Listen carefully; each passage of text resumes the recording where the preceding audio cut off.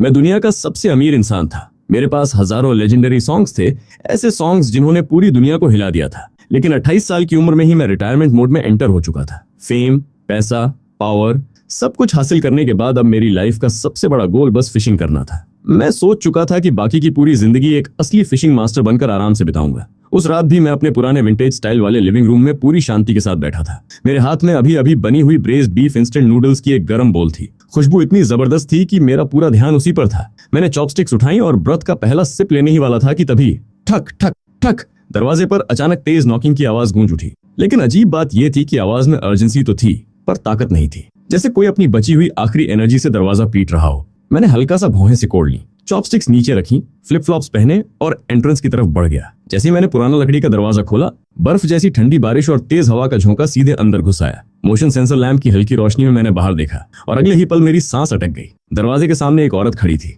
पूरी तरह भीगी हुई। उसके कपड़ों से लगातार पानी टपक रहा था, बाल चेहरे से चिपक चुके थे। चेहरा इतना पीला था जैसे शरीर में खून ही न बचा हो, लेकिन उसे अपनी हालत की बिल्कुल परवाह नहीं थी। वो अपने शरीर को ढाल बनाकर अपनी बाहों में मौजूद एक छोटे से बच्चे को बारिश से बचाने की कोशिश कर रही थी। उसके हाथ कांप रहे थे, उंगलियां सफेद पड़ चुकी थी क्योंकि वो उस बच्चे को इतनी जोर से पकड़े हुए थी। मेरी आंखें सिकुड़ गईं। उस हालत में भी मैं उसे पहचान गया। 4 साल पहले जिसने पूरे एशिया को अपनी आवाज से दीवाना बना दिया था। Pure, radiant, untouchable pop diva शिया चिंगुआ। और आजकल जिसकी जिंदगी मीडिया स्टॉर्म के बीचों बीच फंसी हुई थी। मैं कुछ बोलने ही वाला था, तुम यहाँ, लेकिन शब्द मेरे मुंह से निकल पाते उससे पहले ही उसने सिर उठाया। उसकी आंखों में थकान थी, दर्द था, लेकिन उन सबके पीछे एक डेस्परेट उम्मीद भी थी। उसे बचा लो। उसकी आवाज टूटी हुई थी, गला बैठ चुका था। हर शब्द के साथ ऐसा लग रहा था जैसे वो रो पड़ने वाली हो। प्लीज मेरी बेटी को बचा लो। अगले ही सेकंड उसका पूरा शरीर ढीला पड़ गया और वो सीधे मेरी तरफ गिरने लगी। मेरी बॉडी रिफ्लेक्सिवली मूव हुई। मैंने तुरंत आगे बढ़कर उसे पकड़ लिया, लेकिन जैसे ही मेरा हाथ उसके शरीर से टकराया, मैं चौंक गया। वो हीट उसकी बॉडी से नहीं आ रही थी, वो हीट उस छोटे से बच्चे से आ रही थी जिसे वो अपनी बाहों में पकड़े हुए थी। मैंने नीचे देखा, एक छोटी सी बच्ची, 3 या 4 साल की होगी। चेहरा तेज बुखार से लाल पड़ चुका था। लंबी आईलैशेस अब भी आंसुओं से गीली थीं। उसकी सांसें टूटी हुई बेलोस की तरह चल रही थी। हर सांस में दर्द महसूस हो रहा था। और उसी पल कुछ ऐसा हुआ जिसकी मैंने कभी कल्पना भी नहीं की थी। जैसे किसी ने बिजली का झटका सीधे मेरी आत्मा में उतार दिया हो। एक अजीब कनेक्शन, एक ऐसा एहसास जिसे शब्दों में एक्सप्लेन नहीं किया जा सकता। मैं इस दुनिया का इंसान नहीं था, मैं एक ट्रांसमाइग्रेटर था। मेरे अंदर 2 जिंदगियों की मेमोरीज थी। लेकिन जैसे ही मैंने उस बच्ची को छुआ, मुझे बिना किसी डीएनए टेस्ट के, बिना किसी प्रूफ के, बिना किसी एक्सप्लेनेशन के एक बात 100% यकीन के साथ समझ आ गई। ये मेरी बेटी थी, मेरा अपना खून। इस पैरेलल वर्ल्ड में मेरी इकलौती ब्लड लाइन। डैम इट, मैंने मन ही मन दांत भींच लिए। मेरी लेजी और कैफरी पर्सनालिटी उसी पल टूटकर बिखर गई। मैंने तुरंत शिया चिंगुआ और बच्ची दोनों को अपनी बाहों में उठाया और तेजी से घर के अंदर ले आया। लिविंग रूम के सोफा पर मैंने शिया को बेहद सावधानी से लिटाया। ऐसा लग रहा था जैसे जरा सी रफ हैंडलिंग से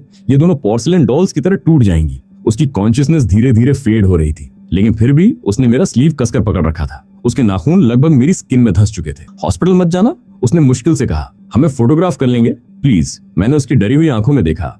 उसी पल मेरा चेहरा बर्फ जैसा ठंडा हो गया। हॉस्पिटल नहीं जाएंगे, मैंने शांत लेकिन बेहद फर्म आवाज में कहा। अब मुझे सब समझ आ रहा था। पिछले कुछ दिनों से एंटरटेनमेंट न्यूज में जो हेडलाइंस घूम रही थी, वो अचानक मेरे दिमाग में फ्लैश होने लगी। पॉप डिवा का scandal, secret child, massive lawsuit, contract breach, blacklisting. शायद ये सब सिर्फ रूमर्स नहीं थे। रिलैक्स, मैंने से कहा, मैं यहाँ हूँ, कोई तुम्हारी फोटो नहीं लेगा। उसकी उंगलियां धीरे धीरे ढीली पड़ गई। मैंने उसकी पकड़ से अपना स्लीव छुड़ाया और उस छोटी सी फ्यूरिश बच्ची को अपनी बाहों में उठा लिया। बच्ची शायद प्रेजेंस चेंज महसूस कर चुकी थी। उसने बेचैनी से अपने छोटे छोटे हाथ हिलाए, हवा में कुछ ढूंढने लगी। फिर अचानक उसकी उंगलियों ने मेरी एक फिंगर पकड़ ली और कसकर पकड़ ली। बस इतना सा टच और मेरा दिल पूरी तरह पिघल गया। मैंने गहरी सांस ली, फिर पॉकेट से अपना पुराना नोकिया फोन निकाला, वही फोन जिसे मैं आमतौर पर सिर्फ गेम्स खेलने के लिए इस्तेमाल करता था। मैंने एक एनक्रिप्टेड नंबर डायल किया। कॉल कनेक्ट होते ही दूसरी तरफ से एक बूढ़ी लेकिन एनर्जेटिक आवाज आई, बॉस, आखिरकार आपको याद आ गया कि आप अभी भी एक फाइनेंशियल सिंडिकेट के मालिक हैं। उसकी आवाज में सरप्राइज भी था और मजाक भी। Shut up. मेरी आवाज बर्फ जैसी ठंडी थी। ऐसा लग रहा था जैसे किसी ज्वालामुखी को मुश्किल से कंट्रोल किया जा रहा हो। उलझन, मुझे अभी मेडिकल टीम चाहिए,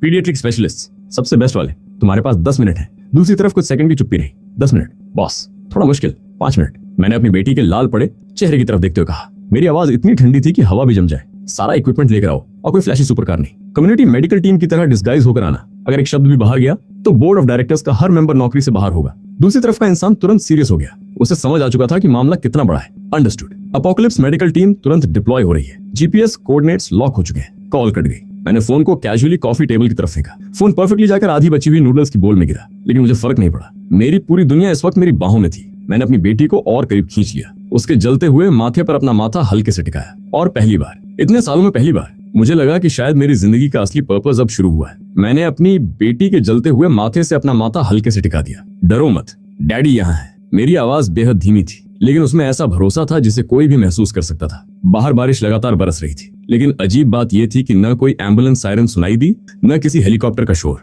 बारिश की काली रात के पर्दे के नीचे 3 साधारण सी दिखने वाली ग्रे मिनी वैन्स चुपचाप वुयोंग एली के बाहर आकर रुक गई। पहली नजर में वो बिल्कुल आम व्हीकल्स लग रही थी, लेकिन अगर कोई ध्यान से देखता तो समझ जाता कि ये कोई साधारण गाड़ियां नहीं थी। Run flat tyres, bullet proof windows, specially modified chassis, हर डिटेल मिलिट्री ग्रेड थी। कुछ लोग नीले रंग की वेस्ट पहने हुए थे जिन पर बड़े अक्षरों में कम्युनिटी केयर लिखा था। उनके हाथों में भारी सिल्वर केसेस थे। वो बारिश को चीरते हुए तेजी से कोर्टयार्ड के अंदर घुसे। सबसे आगे सफेद बालों वाला एक बूढ़ा आदमी था, दुनिया का सबसे बड़ा पीडियाट्रिक मास्टर, मेरे प्राइवेट मेडिकल टीम का चीफ मेडिकल एडवाइजर, एक ऐसा इंसान जो आमतौर पर सिर्फ रॉयल फैमिलीज का इलाज करता था। मैं अब भी लिविंग रूम के बीचों बीच खड़ा था। मेरी बेटी मेरी बाहों में थी, जैसे मैं कोई गार्डियन डैडी हूँ जो उसे दुनिया की हर मुसीबत से बचा कर रखेगा। बूढ़ा आदमी जैसे अंदर आया, उसकी नजर पहले कमरे पर गई। पुराना सोफा, साधारण फर्नीचर, दीवारों की फीकी सजावट। उसके होंठ हल्के से फड़के। शायद वो समझ नहीं पा रहा था कि उसका बॉस ऐसी जगह क्यों रह रहा है, लेकिन अगले ही पल उसकी नजर मेरी बेटी पर पड़ी और उसका पूरा एक्सप्रेशन प्रोफेशनल मोड में बदल गया। बॉस, उसे मुझे दीजिए, उसने गंभीर आवाज में कहा। मैंने बिना कुछ बोले बच्ची को उसके हवाले कर दिया। फिर जो हुआ वो किसी मूवी सीन से कम नहीं था। कुछ ही सेकंड में पूरा लिविंग रूम एक टेम्पररी आईसीयू में बदल गया। सिल्वर केसेस खुल गए, पोर्टेबल हाई टेक मशीन्स बाहर निकल आई, ब्लड सैंपलिंग शुरू हो गई, रैपिड टेस्टिंग होने लगी, फिजिकल कूलिंग प्रोसेस एक्टिवेट हुआ, इंट्रावेनस ड्रिप तैयार की गई। हर डॉक्टर बिना एक शब्द बोले काम कर रहा था। प्रिसीजन इतनी परफेक्ट थी जैसे सब पहले से रिहर्स्ड हो। मैं दीवार के सहारे खड़ा था, बाहें सीने पर क्रॉस थी, मेरी निगाहें हर डॉक्टर पर टिकी हुई थी। ऐसा लग रहा था जैसे मेरी आंखें कह रही हो, अगर किसी का हाथ जरा भी कांपा तो उसका आखिरी दिन होगा। तभी सोफा की दूसरी तरफ से हल्की सी आवाज आई। शिया चिंगुआ जाग चुकी थी। वो अचानक उठकर बैठ गई। उसकी आंखों में घबराहट साफ दिखाई दे रही थी। शिहान, शिहान कहाँ है? उसने लगभग चीखते हुए पूछा। वो ठीक है। मैंने उसे एक ग्लास गर्म पानी दिया। उसका पूरा शरीर कांप रहा था, लेकिन जैसे ही उसने मुझे शांत खड़ा देखा, उसकी नर्व्स थोड़ी रिलैक्स हुई। उसने सिर घुमाकर डॉक्टर्स की तरफ देखा। ये लोग कौन है? उसने पूछा। मैंने बिना पलक झपकाए झूठ बोल दिया। पास वाले कम्युनिटी क्लिनिक के वॉलंटियर्स हैं, बारिश से बचने के लिए यहीं आसपास रुके हुए थे। मैंने मदद के लिए बुला लिया। मैंने बूढ़े आदमी की तरफ इशारा किया और वो एक retired traditional Chinese medicine doctor है, काफी स्किल्ड है। ये सुनकर चीफ रॉयल फिजिशियन का हाथ हल्का सा कांप गया। एक्यूपंक्चर नीडल लगभग गलत पॉइंट पर लगने वाली थी। दुनिया का सबसे बड़ा पीडियाट्रिक एक्सपर्ट, और मैं उसे रिटायर्ड टीसीएम डॉक्टर बता रहा था। लेकिन बूढ़े आदमी ने कुछ नहीं कहा। उसने बस अंदर ही अंदर आह भरी और अभिनय जारी रखा। शिया चिंगुआ मेडिसिन के बारे में ज्यादा नहीं जानती थी। ऊपर से वो मानसिक और शारीरिक रूप से पूरी तरह थक चुकी थी। उसने ज्यादा नहीं सोचा, बस धीरे से सिर हिला दिया। उसकी आंखों में फिर से आंसू भर आए। थैंक यू, सच में थैंक यू। उसकी आवाज कांप रही थी। अगर तुम नहीं होते तो मुझे नहीं पता मैं क्या करती। मैं उसे चुपचाप देखता रहा और तभी मेरा दिमाग 4 साल पीछे चला गया। वो रात, वो बार, मैं इतना ड्रंक था कि खुद को संभाल नहीं पा रहा था। उसी रात उसे किसी कॉम्पिटिटर ने ड्रग कर दिया था। जो कुछ हुआ था वो बस 2 टूटे हुए इंसानों की इंस्टिंक्टिव रिएक्शन थी। हमने एक दूसरे का चेहरा तक ठीक से नहीं देखा था। अगली सुबह सब खत्म हो गया। उसके बाद मैंने उस लड़की को ढूंढने की बहुत कोशिश की थी, लेकिन वो जैसे हवा में गायब हो गई थी। सर्वेलेंस फुटेज तक मिटा दिए गए थे और अब मेरी बाहों में उसकी बेटी थी। नहीं, हमारी बेटी थी। अचानक सारी बातें क्लियर हो गई। उसने उस एक रात के बाद अकेले प्रेगनेंसी झेली, अकेले बच्चे को जन्म दिया, अकेले उसे पाला 4 साल तक। मेरे सीने में एक अजीब सा दर्द उठा।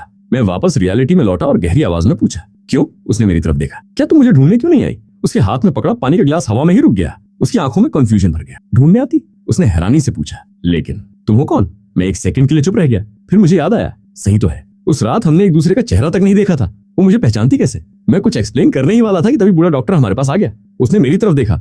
मैंने उसे हल्का सा विंक किया। बूढ़ा तुरंत समझ गया। यंग मैन, उसने गंभीर चेहरा बनाकर कहा। बच्ची अब खतरे से बाहर है। शिया चिंगुआ की सांस रुक गई। सच? हाँ, बूढ़े ने सिर हिलाया। एक्यूट निमोनिया की वजह से सीवियर फीवर था, लेकिन ट्रीटमेंट समय पर मिल गया। अगर आधा घंटा और डिले हो जाता तो ब्रेन डैमेज तक हो सकता था। अब फीवर ब्रेक हो चुका है। कुछ दिनों की रेस्ट से वो पूरी तरह रिकवर कर जाएगी। ये सुनते ही शिया चिंगुआ का पूरा शरीर ढीला पड़ गया। उसकी आंखों से आंसू बहने लगे। वो लगातार डॉक्टर्स को धन्यवाद देने लगी। लेकिन तभी बूढ़ा अचानक रुक गया। उसने अपने हाथ में पकड़ी रिपोर्ट निकाली, फिर मेरी तरफ एक अजीब नजर से देखा और रिपोर्ट शिया चिंगुआ की तरफ बढ़ा दी। ब्लड टेस्ट के दौरान मैंने प्रिकॉशन के तौर पर जेनेटिक कंपैरिजन स्क्रीनिंग भी कर ली थी। एलर्जीज चेक करने के लिए। उसकी आवाज थोड़ी अजीब हो गई, हालांकि शायद मुझे पहले परमिशन लेनी चाहिए थी। शिया चिंगुआ ने रिपोर्ट पकड़ी। उसके अंदर भरे साइंटिफिक डेटा का उसे कुछ समझ नहीं आया, लेकिन आखिरी लाइन पढ़ते ही उसका पूरा शरीर जम गया। उसके हाथ कांपने लगे। उसकी आंखें फैल गईं, जैसे उस पर बिजली गिर गई हो। रिपोर्ट में साफ लिखा था, शिहान और शाओ चे के बीच बायोलॉजिकल फादर डॉटर रिलेशनशिप की संभावना 99.99% है। कमरे में अचानक सन्नाटा छा गया। शिया चिंगुआ धीरे धीरे सिर उठाकर मेरी तरफ देखने लगी।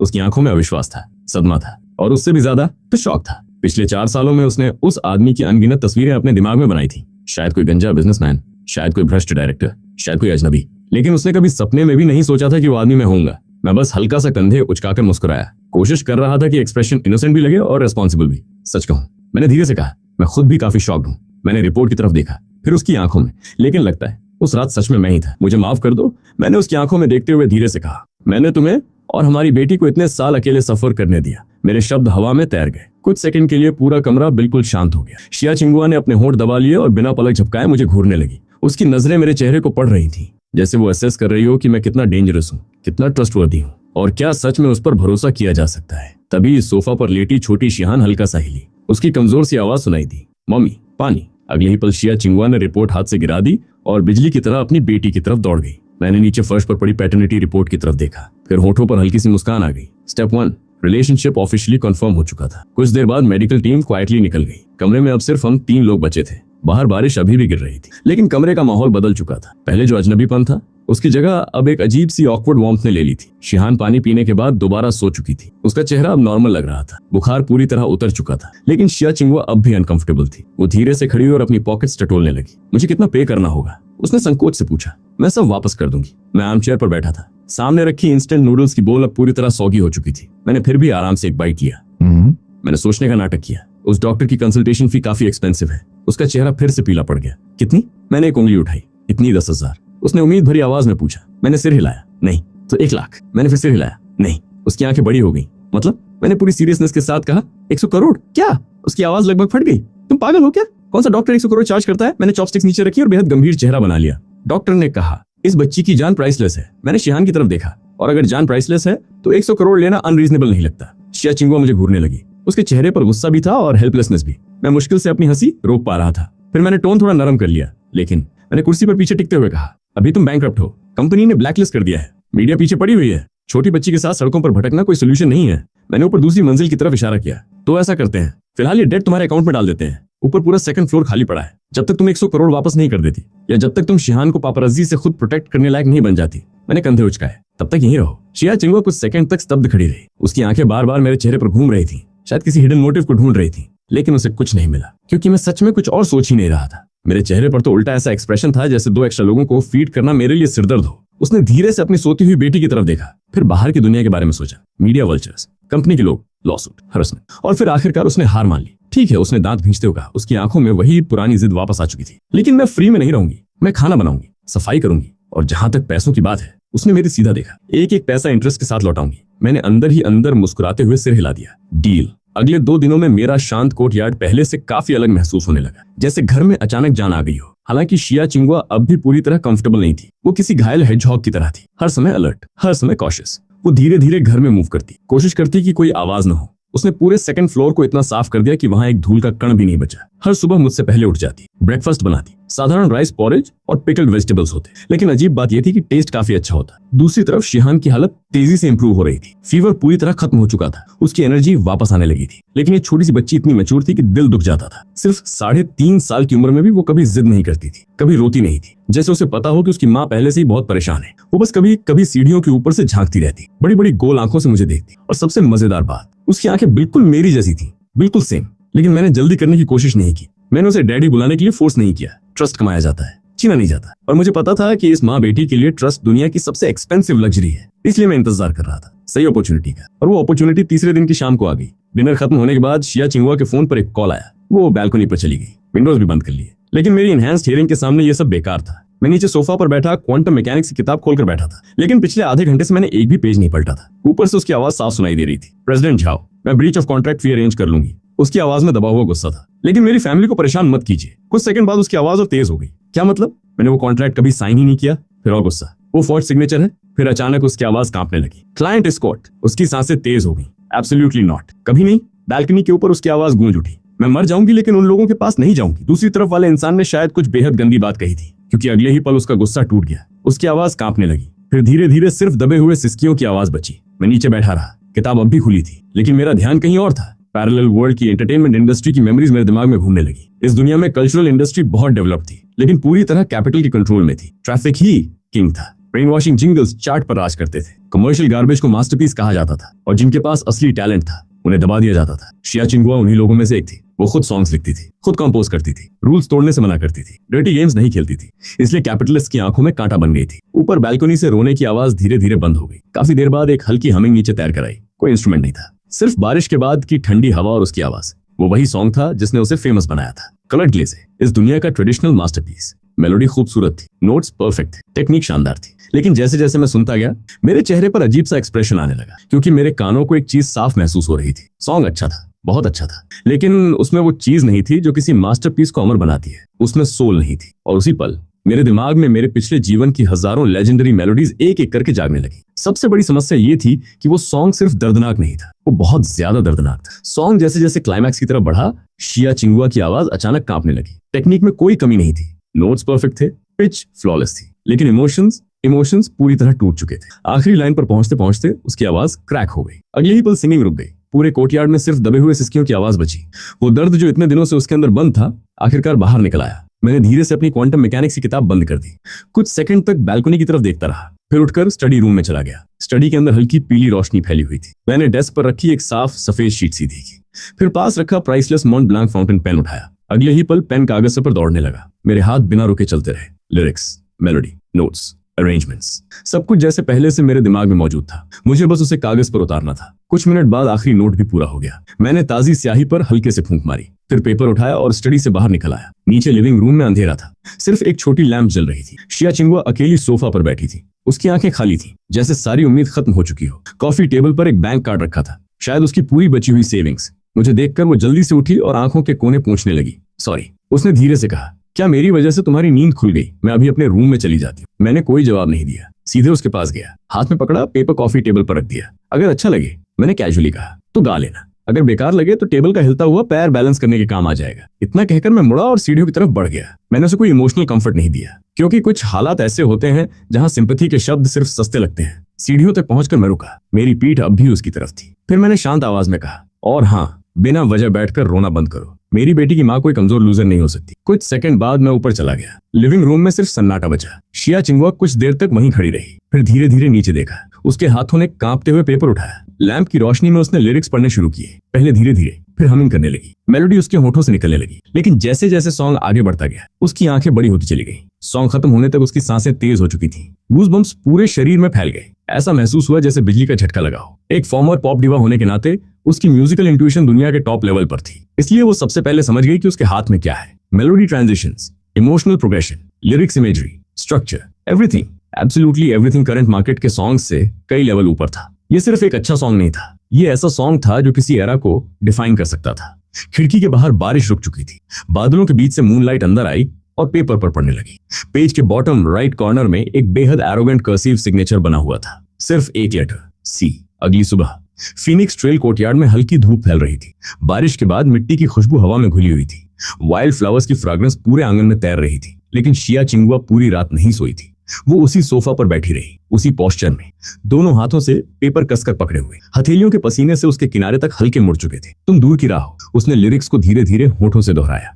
पहाड़ों की धुंध में चमकती हुई रोशनी उसकी आंखें फिर से भर आईं, क्योंकि ये सॉन्ग सिर्फ सॉन्ग नहीं था, ये उसकी खुद की कहानी थी। वो भी तो धुंध में रास्ता ढूंढ रही थी, और शिहान के लिए उसे खुद वो गाइडिंग लाइट बनना था। तभी ऊपर सेकंड फ्लोर का दरवाजा खुला। क्लिक, आवाज सुनकर वो रियलिटी में वापस आई। मैं सीढ़ियों से नीचे उतर रहा था, बाल बिखरे हुए, आंखें आधी बंद, बिल्कुल ऐसा लग रहा था जैसे अभी भी नींद में हूं। मैंने उसकी तरफ देखा, वो अब भी स्टैचू की तरह सोफा पर बैठी थी। क्या हुआ? मैंने आईब्रो उठाई। सॉन्ग इतना खराब लगा? अगर पसंद नहीं आया तो डस्टबिन में फेंक दो, मैंने जम्हाई लेते हुए कहा। कोई बात नहीं, अगली बार तुम्हारे लिए लर्न टू म्यो जैसा सॉन्ग लिख दूंगा। आजकल मार्केट में वैसे भी वही चलता है। इतना कहकर मैं सीधा किचन में घुस गया। थोड़ी देर बाद राइस धोने की आवाज आने लगी। तभी पीछे से कुर्सी खिसकने की तेज आवाज आई। शिया चिंगुआ लगभग दौड़ते हुए किचन तक पहुंच गई। वो दरवाजे पर खड़ी थी, उसकी नजरें मुझ पर जमी हुई थी। मैं आराम से सॉल्टेड एग काट रहा था। नाइफ की मूवमेंट इतनी स्मूथ थी कि हर स्लाइस बिल्कुल बराबर निकल रहा था। ये सॉन्ग? उसकी आवाज कांप रही थी। क्या तुमने लिखा है? मैंने पीछे मुड़कर भी नहीं देखा, सिग्नेचर नहीं देखा। मैंने कहा, किसी नेटिजन सी ने लिखा है, मैं तो बस मिडिलमैन हूँ। फिर मैंने उसकी तरफ देखा। वैसे तुम मुझे ऐसा इंट्रोगेट क्यों कर रही हो, जैसे पुलिस वेरिफिकेशन चल रहा हो? लेकिन शिया चिंगुआ पीछे हटने वाली नहीं थी। वो सी कौन है? उसने तुरंत पूछा। कहाँ रहता है? मैं उससे मिलना चाहती हूँ। उसकी आंखें एक्साइटमेंट से चमक रही थी। इस सॉन्ग का अरेंजमेंट कॉन्सेप्ट अनरियल है। लिरिक्स और मेलोडी का फ्यूजन परफेक्ट है। आज की किसी टॉप कंपोजर के बस की बात नहीं है ऐसा मास्टरपीस बनाना। मैं कुछ सेकंड उसे देखता रहा, फिर शांत आवाज में बोला, रियलिटी में वापस आओ सुपरस्टार। इस वक्त तुम मुझ पर 100 करोड़ कैश, रेंट, यूटिलिटीज और खाना सब मिलाकर उधार चढ़ा चुकी हो। मैंने चावल कुकर में डालते हुए कहा। मैंने ये सॉन्ग तुम्हें इसलिए दिया ताकि तुम पैसे कमा सको। जहां तक ऑथर की बात है, मैं कंधे उचकाए, उसका तुमसे क्या लेना देना? बस मुझे एक बात बताओ। मैं उसकी तरफ मुड़ा। क्या ये सॉन्ग पैसा बना सकता है? क्या ये तुम्हारे बैंकरप्ट स्टूडियो को वापस खड़ा कर सकता है? शिया चिंगुआ कुछ सेकंड तक चुप रही। उसने मुझे देखा। साधारण कपड़े, पुराना घर, ब्रेकफास्ट में पॉरेज और नूडल्स के बीच फैसला करने वाला आदमी। लेकिन जब म्यूजिक इंडस्ट्री को हिला देने वाले मास्टरपीस की बात आती तो उसका एटीट्यूड ऐसा था जैसे मौसम की चर्चा कर रहा हो। यही कॉन्ट्रास्ट उसे सबसे ज्यादा कंफ्यूज कर रहा था। उसके अंदर एक अजीब सी फीलिंग पैदा हो रही थी, एब्सुर्डिटी, एडमिरेशन, क्यूरियोसिटी, सब कुछ एक साथ। उसने पेपर को और कसकर पकड़ा, फिर गहरी सांस ली। उसकी आंखों में लंबे समय बाद उम्मीद की चमक दिखाई दी। अगर ये सॉन्ग रिलीज हो गया, उसने धीरे से कहा, तो शायद नहीं। उसकी आवाज अचानक फर्म हो गई। ये सॉन्ग रिलीज होते ही पूरा इंडस्ट्री हिल जाएगा, मुझे पूरा यकीन है। शिया चिंगुआ ने लिरिक्स वाली शीट को सीने से लगाते हुए कहा। उसकी आंखों में फिर से वही चमक लौट आई थी जो कभी पूरे एशिया को दीवाना बना देती थी। अगर ये सॉन्ग रिलीज हो गया तो मैं दोबारा चार्ट्स डोमिनेट कर सकती हूँ। लेकिन अगले ही पल उसकी आंखों की रोशनी थोड़ी फीकी पड़ गई। उम्मीद की जगह रियलिटी वापस आ गई। लेकिन उसने होंठ भींच लिए। अभी मुझे पूरे इंटरनेट पर ब्लैकलिस्ट कर दिया गया है। शिनहुआंग एंटरटेनमेंट ने हर रिकॉर्डिंग स्टूडियो और डिस्ट्रीब्यूशन प्लेटफॉर्म को वार्निंग दे रखी है। कोई मेरा प्रोजेक्ट लेने की हिम्मत नहीं करेगा, कोई मेरा म्यूजिक रिलीज नहीं करेगा। उसने नीचे देखा। सॉन्ग कितना भी अच्छा हो, अगर रिलीज ही नहीं हो सकता तो वो बस एक कागज का टुकड़ा है। उसकी बात सुनकर मैं हंस पड़ा। ब्लैकलिस्ट? मैंने पॉरेज हिलाते हुए कहा। कैपिटलिस्ट की ब्लैकलिस्ट सिर्फ कमजोर लोगों पर काम करती है। मैंने उसकी तरफ देखा। जब टैलेंट इतना बड़ा हो जाए कि सीलिंग टूटने लगे तो वही कैपिटलिस्ट शार्क्स की तरह तुम्हारे पीछे भागेंगे और फिर तुम्हारे पैरों में आकर गिरेंगे। मैं उठा, किचन से एक गर्म बोल पॉरेज लेकर आया और उसके हाथ में रख दिया। पहले खाओ। मैंने कहा, खाली पेट कोई वॉर नहीं जीती जाती। जहां तक रिकॉर्डिंग स्टूडियो और डिस्ट्रीब्यूशन का सवाल है, मैंने कंधे उचकाए, वो बाद में देख लेंगे। क्या पता आज किसी स्टूडियो ओनर का दिमाग खराब हो जाए और वो तुम्हारा ऑर्डर एक्सेप्ट कर लेफ्टिनेंट। शिया चिंगुआ ने बोल पकड़ लिया। उसकी हथेलियों में गर्माहट फैल गई। पूरी रात ठंड में बैठने के बाद पहली बार उसे थोड़ा आराम महसूस हुआ। तभी सीढ़ियों से छोटे छोटे कदमों की आवाज आई, टप टप टप। Mummy, daddy. गुलाबी बनी पजामस पहने शिहान सीढ़ियों से नीचे उतरी। आंखें अभी भी नींद से भरी हुई थीं, लेकिन जैसे ही उसकी नजर मुझ पर पड़ी, उसकी आंखें चमक उठी, जैसे दो छोटे अंगूरों में रोशनी भर गई हो। उसने पहले कभी किसी को डैडी नहीं कहा था, लेकिन शायद ब्लड लाइन कनेक्शन में सच में कोई मैजिक होता है, या फिर उस रात मेरी बाहों में महसूस हुई सिक्योरिटी उसके दिल में बस गई थी। अरे वाह, मैंने मुस्कुराकर कहा। मेरी छोटी प्रिंसेस उठ गई। मैं तुरंत उसके पास गया और उसे गोद में उठा लिया, फिर हवा में घुमाने लगा। शिहान की खिलखिलाहट पूरे घर में गूंज गई। डैडी, मैं उड़ रही हूँ। इतना ऊपर। उसकी हंसी किसी सिल्वर बेल जैसी थी, साफ, प्यारी और ऐसी की सारी उदासी मिटा दे। शिया चिंगुआ ये सब देख रही थी। धीरे धीरे उसकी आंखें लाल हो गई। पिछले 4 सालों में वो शिहान को लेकर जगह जगह भागती रही थी, छिपती रही थी, लेकिन उसने अपनी बेटी को कभी इतना खुश नहीं देखा था। उसकी जिंदगी में जो फादर फिगर हमेशा मिसिंग था, वो खाली जगह अब भर चुकी थी। मैंने शिहान को हाई चेयर पर बिठाया, फिर उसके बिखरे हुए बालों को देखकर भौहें सिकोड़ ली। रुको, मैंने गंभीर चेहरा बनाया। अब डैडी अपनी सीक्रेट स्किल दिखाएगा। कॉफी टेबल के नीचे से मैंने एक कोम निकाला, साथ में कुछ कलरफुल हेयर टाइज भी। पता नहीं कब से वहां पड़े थे। शिया चिंगुआ कुछ बोलने वाली थी, शायद मैं कर देती हूँ, कहना चाहती थी, लेकिन अगले ही पल वो चुप रह गई, क्योंकि सामने जो सीन था वो काफी अजीब था। वही हाथ जो कुछ देर पहले मीट क्लीवर चला रहे थे, वही हाथ जो कभी $1 बिलियन कॉन्ट्रैक्ट साइन करते थे, अब बड़ी ऑकवर्डनेस के साथ एक छोटी बच्ची के बालों से लड़ रहे थे। ये स्टैंड इधर नहीं, अरे गलत हो गया, राइट साइड उधर है। मैं खुद से बड़बड़ा रहा था, माथे पर पसीना तक आ गया था। सच कहूं तो ये काम $30 बिलियन नेगोशिएशन से ज्यादा स्ट्रेसफुल था। दूसरी तरफ शिहान पूरी शांति से बैठी थी, आधा सॉल्टेड डक एग खाते हुए। उसके मुंह के आसपास तेल ही तेल लग गया था। 10 मिनट बाद एक मास्टरपीस तैयार हुआ, कम से कम मेरे हिसाब से। 2 टेढ़ी मेढ़ी पिकटेल्स, जिन्हें देखकर कोई भी मुश्किल से पिकटेल्स पहचान पाता। लेकिन मैंने गर्व से सिर हिलाया। परफेक्ट, मैंने घोषणा की। मुझे ऐसा सेटिस्फैक्शन महसूस हो रहा था जैसे पिकासो ने नई पेंटिंग बनाई हो। तभी पीछे से हंसी की आवाज आई। शिया चिंगुआ हंस रही थी, सच में हंस रही थी। पिछले आधे महीने में पहली बार। क्या? मैंने उसे घूरा। हंस क्यों रही हो? लेकिन उसकी हंसी और बढ़ गई। मैंने जेब से एक बैंक कार्ड निकाला और टेबल पर फेंक दिया। इसमें कुछ पैसे हैं, मैंने कैजुअली कहा। ज्यादा नहीं, बस कुछ लाख युआन होंगे। पासवर्ड तुम्हारी बेटी का बर्थडे है। फिर मैंने पॉरेज का एक बड़ा सिप लिया। और हाँ, पासवर्ड 68 नहीं है। शिया चिंगुआ स्टंट रह गई। मैं ये नहीं ले सकती, उसने तुरंत कहा।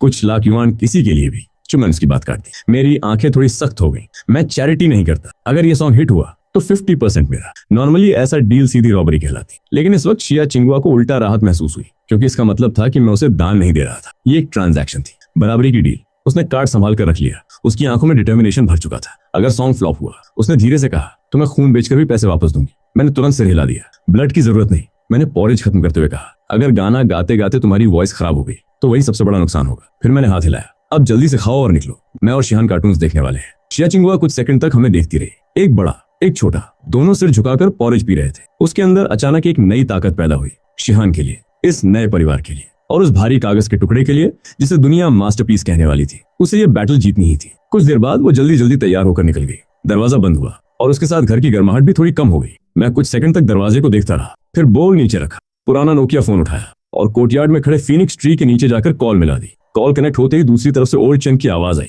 बॉस, आदेश दीजिए। मैंने पेड़ की तरफ देखते हुए शांत आवाज में कहा। बेजियांग सिटी में एक पुराना रिकॉर्डिंग स्टूडियो है, नाम है चिंगलैंग रिकॉर्डिंग स्टूडियो। मालिक का सरनेम गू है, उसे चेक करो। दूसरी तरफ कुछ सेकंड तक कीबोर्ड की आवाज आई। ओल्ड चेन शायद डाटाबेस स्कैन कर रहा था। फिर उसकी आवाज वापस आई। Found it boss. स्टूडियो लगभग बंद होने की हालत में है, इक्विपमेंट पुराने हैं, बिजनेस ना के बराबर है, ओनर कर्ज में डूबा हुआ है। मेरे होंठों पर हल्की मुस्कान आई। परफेक्ट, मैंने धीरे से कहा। यही चाहिए था। ओल्ड चेन एक पल के लिए चुप हो गया। उसे पता था कि जब भी मैं परफेक्ट बोलता हूँ किसी की किस्मत बदलने वाली होती है। उसका सरनेम चू है। मैंने फीनिक्स ट्री के नीचे खड़े खड़े कहा। पहले वो शिन वैंग एंटरटेनमेंट का टॉप साउंड इंजीनियर था, फिर उसने प्रेसिडेंट झाओ को नाराज कर दिया। मेरी आवाज शांत थी लेकिन शब्द बर्फ जैसे ठंडे। उसकी एक टांग तुड़वा दी गई। अब ओल्ड टाउन में छिपकर एक छोटा रिकॉर्डिंग शॉप चला रहा है। दूसरी तरफ ओल्ड चेन तुरंत बोला, यस बॉस। लोकेशन मिल गई, ओल्ड टाउन की एली नंबर 13। गुड। मैंने आसमान की तरफ देखा। बारिश के बाद का नीला आसमान असामान्य रूप से साफ था। ओल्ड चू को कॉल करो, उसे बोलो कि आज चाहे कोई भी रिकॉर्डिंग कराने आए, अगर उसे खुद भगवान भी रोकने उतर आए, फिर भी उसे दरवाजा खोलना होगा। ओल्ड चेन कुछ लिखने लगा, लेकिन मेरी बात अभी खत्म नहीं हुई थी। और उसके सारे कचरा इक्विपमेंट बाहर फेंकवा दो, पूरा स्टूडियो रिप्लेस करो। कंसोल के लिए नए ATRS लगाओ, माइक्रोफोन के लिए नेपल्स म्यूजियम वाली ओरिजिनल एडिशन चाहिए। कैसे लाओगे मुझे फर्क नहीं पड़ता। एयरलिफ्ट करना पड़े तो करो, स्मगल करना पड़े तो करो। 1 घंटे के अंदर वो इक्विपमेंट उस टूटे फूटे बेसमेंट में इंस्टॉल होना चाहिए। दूसरी तरफ अचानक सन्नाटा छा गया। ओल्ड चेन शायद ये कैलकुलेट कर रहा था कि मैं मजाक कर रहा हूँ या सीरियस हूँ, लेकिन वो मुझे बहुत सालों से जानता था। इसलिए 2 सेकंड बाद उसने सिर्फ एक लाइन बोली, अंडरस्टूड बॉस। फिर उसने झिझकते हुए पूछा, और सिन हुआंग एंटरटेनमेंट। मेरे होठों पर एक ठंडी मुस्कान उभरी। जल्दी क्या है? मैंने कहा, उन्हें कुछ दिन और नाचने दो। जब चिंगुआ का सॉन्ग रिकॉर्ड होकर बाहर आएगा तब उन्हें पता चलेगा कि नेक्स्ट लेवल स्ट्राइक कैसी दिखती है। मेरी आंखें धीरे धीरे सिकुड़ गईं। अगर मैं किसी को स्टार बनाना चाहूं तो इस दुनिया में भगवान भी उसे रोक नहीं सकते। दूसरी तरफ ओल्ड चेन ने चुपचाप सिर हिला दिया। उसे पता था बॉस ने फैसला कर लिया है, और जब बॉस फैसला कर लेता तब खेल खत्म माना जाता है। उसी समय Beijiang city, old town, alley number 13। गलियां इतनी तंग थीं कि 2 लोग साथ साथ मुश्किल से चल पाते। दीवारों पर फेक डिग्री और कस्टम स्टैंप वाले एडवर्टाइजमेंट चिपके हुए थे। हवा में स्टिंकी टोफू और सस्ती सिगरेट्स की मिलीजुली गंध तैर रही थी। शिया चिंगुआ ने मास्क और सनग्लासेस पहन रखे थे। हार्ट का ब्रिम इतना नीचे था कि चेहरा मुश्किल से दिखाई दे रहा था। उसने डॉक्यूमेंट बैग को सीने से कसकर पकड़ रखा था, जैसे उसके अंदर उसकी पूरी उम्मीद बंद हो। कुछ मिनट बाद वो एक जर्जर बेसमेंट के सामने रुक गई। ऊपर टूटा फूटा बोर्ड लटक रहा था, चिंगलैंग इंस्ट्रूमेंट्स। आधा पेंट उखड़ चुका था, बोर्ड पर धूल की मोटी परत जमी हुई थी। एक नजर में साफ समझ आ रहा था कि जगह सालों से डिक्लाइन में चल रही है, लेकिन यही उसकी आखिरी उम्मीद थी, क्योंकि पूरे बेजियांग में सिर्फ एक आदमी था जो शायद उसकी मदद कर सकता था। ओल्ड चू, एक जिद्दी बूढ़ा आदमी, और सिन हुआंग एंटरटेनमेंट का पुराना दुश्मन। शिया चिंगुआ ने गहरी सांस ली, फिर धीरे से बेसमेंट का दरवाजा खोला। चरर।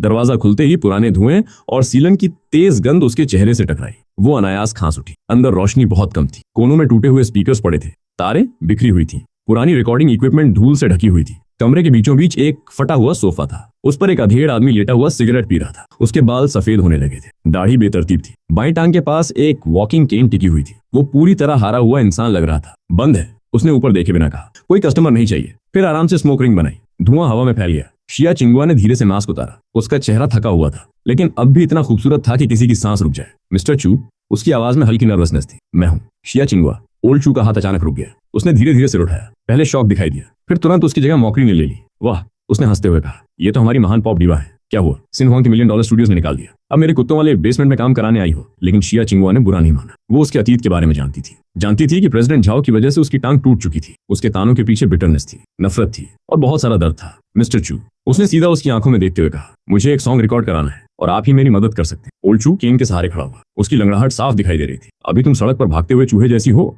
उसने ठंडे स्वर में कहा। जो भी तुम्हारी मदद करेगा वो प्रेसिडेंट झाओ के खिलाफ जाएगा। मैं उस कमीने से नहीं डरता, लेकिन मुझे भी खाना है। फिर उसने व्यंग्य से पूछा, और वैसे भी क्या तुम्हारे पास गाने के लिए कोई सॉन्ग बचा भी है? शिया चिंगुआ ने कोई बहस नहीं की। उसने बस अपनी डॉक्यूमेंट फाइल खोली। अंदर से एक पतला सा कागज निकाला। वही कागज, वही मास्टरपीस। उसने उसे ओल्ड चू की तरफ बढ़ा दिया। अगर पढ़ने के बाद भी आपको पसंद ना आए तो मैं तुरंत चली जाऊंगी। ओल्ड चू ने अनमने ढंग से पेपर ले लिया। इतना ड्रामा, वो बड़बड़ाया जैसे दुनिया का आखिरी सॉन्ग हो। उसकी नजर टाइटल पर गई, फिर पहली लाइन पर, और अगले 3 सेकंड में सब कुछ बदल गया। सिर्फ 3 सेकंड। ओल्ड चू का चेहरा जम गया। उसकी आंखें फैलने लगी, सांसें भारी हो गई, हाथ कांपने लगे। वो एक साउंड इंजीनियर था, कोई साधारण आदमी नहीं। उसकी पूरी जिंदगी मेलोडीज, हार्मोनीज और लिरिक्स के बीच गुजरी थी। इसलिए उसे सिर्फ एक नजर चाहिए थी। एक नजर, ये समझने के लिए कि उसके हाथ में क्या है। उसके सीने की धड़कन तेज हो गई। उसने दूसरी लाइन पढ़ी, फिर तीसरी, फिर चौथी। जितना आगे बढ़ता गया उतना ही उसका चेहरा बदलता गया। शॉक, एक्साइटमेंट, डिसबिलीफ, ऑ, सब कुछ एक साथ। अचानक उसने पेपर नीचे किया, फिर बिजली की तेजी से आगे बढ़ा। उसका हाथ शिया चिंगुआ की कलाई पर जा पड़ा। उसकी पकड़ इतनी मजबूत थी कि वो चौंक गई। रिकॉर्डिंग करेंगे? ओल्ड चू लगभग चिल्ला उठा। उसकी आंखें चमक रही थी। अभी करेंगे, इसी वक्त करेंगे। अगर ऐसा सॉन्ग दबा दिया गया तो ऊपर वाला खुद बिजली गिराकर हमें मार देगा। उसकी आवाज कांप रही थी, लेकिन इस बार गुस्से से नहीं, एक्साइटमेंट से। मैं एक पैसा चार्ज नहीं करूंगा। उसने पेपर को सीने से लगा लिया। मेरे जैसे टूटे हुए स्टूडियो में अगर ये मास्टरपीस रिकॉर्ड हो गया, उसकी आंखें भर आईं। तो ये मेरी पूरी जिंदगी की सबसे बड़ी अचीवमेंट होगी। ये मेरे चू फैमिली के लिए 3 पीढ़ियों का आशीर्वाद है। ओल्ड चू एक्साइटमेंट में लगभग कांप रहा था। उसने पेपर को सीने से लगाया और केन के सहारे रिकॉर्डिंग बूथ की तरफ बढ़ने लगा, लेकिन 2 कदम चलने के बाद अचानक रुक गया। धत! उसने अपनी जांघ पर जोर से हाथ मारा। पिछले हफ्ते मेरा माइक्रोफोन टूट गया था, अभी तक रिपेयर भी नहीं कर पाया। उसके चेहरे पर दर्द साफ दिख रहा था। जो इक्विपमेंट अभी मेरे पास है वो इस सॉन्ग के लायक ही नहीं है। रूम में फिर से तनाव फैल गया, लेकिन तभी बेसमेंट का दरवाजा अचानक खुला। चर्रर! अंदर काले सूट्स पहने कुछ लोग दाखिल हुए। सफेद ग्लव्स, भावहीन चेहरे, बिल्कुल ऐसे जैसे कहीं से अचानक घोस्ट निकल आया हो। शिया चिंगुआ और ओल्ड चू दोनों तुरंत अलर्ट हो गए। ओल्ड चू ने पास पड़ी लकड़ी की छड़ी उठा ली और इंस्टिंक्टिवली शिया चिंगुआ के सामने खड़ा हो गया। कौन हो तुम लोग? उसकी आवाज में हॉस्टिलिटी साफ थी, लेकिन सामने खड़ा लीड मैन बिल्कुल एक्सप्रेशनलेस था। उसने जवाब तक नहीं दिया, बस एक कदम साइड में हट गया। उसके पीछे 2 वर्कर्स एक विशाल मेटल केस उठाए अंदर आए। धप! केस जमीन पर रखा गया। फिर उनमें से एक बोला, मिस्टर चू, किसी ने ये इक्विपमेंट ऑर्डर किया है और स्पेसिफिकली यहाँ डिलीवर करने को कहा है। बस इतना।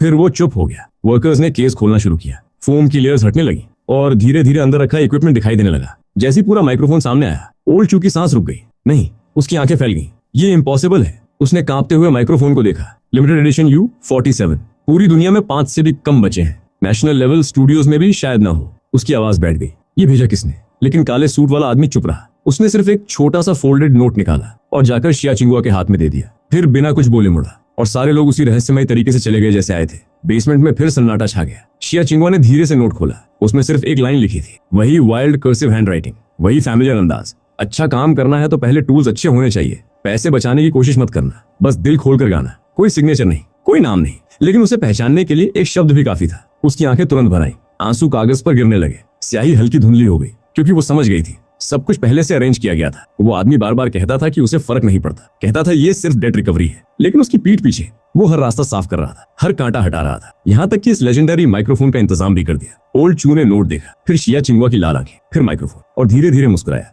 लगता है, उसने हल्के से कहा, तुम्हारे ऊपर कोई गार्डियन एंजल नजर रख रहा है। शिया चिंगुआ कुछ नहीं बोली, बस नोट को सीने से लगा लिया। अगले ही पल रिकॉर्डिंग शुरू हो गई और इस बार ओल्ड चू पहले से भी ज्यादा सीरियस था। दूसरी तरफ जियांग सिटी के बीचों बीच बादलों को छूती एक स्काईस्क्रेपर की सबसे ऊपरी मंजिल, यही दुनिया के सबसे बड़े फाइनेंशियल सिंडिकेट का हेडक्वार्टर्स था। यही उसका असली किंगडम था। भले ही वो इस वक्त एक पुराने कोर्टयार्ड में अपनी बेटी के साथ कार्टून्स देख रहा था, लेकिन उसकी इच्छा यहाँ फ्लॉलेस प्रिसीजन के साथ एग्जीक्यूट हो रही थी। विशाल होलोग्राफिक स्क्रीन्स हवा में तैर रही थी। हॉल के अंदर दर्जनों टॉप टियर मार्केट एक्सपर्ट्स और एलीट हैकर्स कीबोर्ड्स पर टूट पड़े थे। सिर्फ टाइपिंग की आवाज सुनाई दे रही थी। पूरा माहौल युद्ध जैसा था। हॉल के बीच खड़े ओल्ड चेन ने शांत आवाज में कहा, बॉस के ऑर्डर्स क्रिस्टल क्लियर है। ये एक्विजिशन नहीं है, ये इन्फिल्ट्रेशन है। उसने स्क्रीन की तरफ इशारा किया। सभी मेजर म्यूजिक प्लेटफॉर्म्स के बैकएंड लॉक कर दो। आज रात 8 बजे रिकमेंडेशन सिस्टम हाईजैक हो जाने चाहिए। हॉल में बैठे लोग एक साथ कमांड्स एग्जीक्यूट करने लगे। ओल्ड चेन की आवाज फिर गूंजी, यूजर कुछ भी सर्च करे, म्यूजिक, मूवी, वेदर, यहाँ तक कि बिग फीड भी सर्च करे। टॉप रिकमेंडेशन पर सिर्फ एक चीज दिखनी चाहिए, शिया चिंगुआ का नया song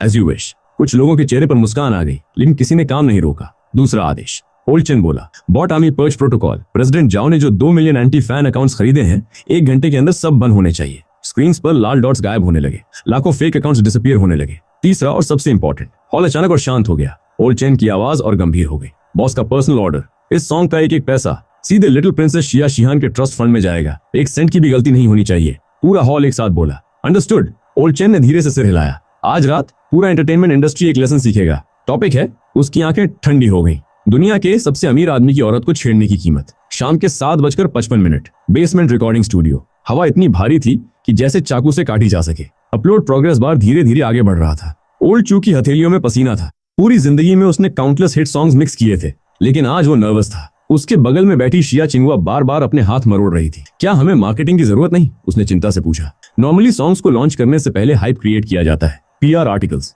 trending searches, music critics, fan comments, लेकिन मेरे पास कुछ भी नहीं है। उसकी आवाज धीमी हो गई। सिन हुआंग एंटरटेनमेंट ने मेरे सारे रिसोर्सेज ब्लॉक कर दिए हैं। मैं अभी एक सुनसान आइलैंड पर फंसे इंसान जैसी हूँ। चिल्लाऊं भी तो कोई नहीं सुनेगा। जरूरत नहीं है। अचानक एक परिचित आवाज सुनाई दी। दोनों ने मुड़कर देखा। बेसमेंट के दरवाजे पर मैं खड़ा था। बाएं हाथ में शिहान थी, जो खुशी खुशी लॉलीपॉप खा रही थी। दाएं हाथ में शुगर रोस्टेड चेस्टनट्स का बैग था। मैं अंदर आया, एक चेस्टनट निकाला, फिर शिया चिंगुआ की तरफ बढ़ाया। अच्छा सॉन्ग सोने जैसा होता है, मैंने शांत स्वर में कहा। उसे कीचड़ में भी फेंक दो, फिर भी वो चमकता है। मैंने मुस्कुराकर शिहान के सिर पर हाथ फेरा। और तुम्हारा सॉन्ग? मेरी आंखों में एक अजीब सा कॉन्फिडेंस चमका। आज रात सिर्फ चमकेगा नहीं, आज रात पूरी दुनिया को अंधा कर देगा। मैंने बड़े ध्यान से वो छोटी सी चीज उठाई और बहुत केयरफुली शिहान के मुंह में रख दी। मेरे होठों के कोने पर एक हल्की सी मीनिंगफुल स्माइल आ गई। वैसे भी आज रात किस्मत की हवा मेरे फेवर में चल रही थी। तभी डिंग, एक क्रिस्प नोटिफिकेशन साउंड गूंजी। स्क्रीन पर एक पॉपअप उभरा, अपलोड सक्सेसफुल, आर्टिस्ट जिया चिंगवा। उसी पल हजारों किलोमीटर दूर जिंगजो में स्थित पेंगुइन म्यूजिक हेडक्वार्टर्स के अंदर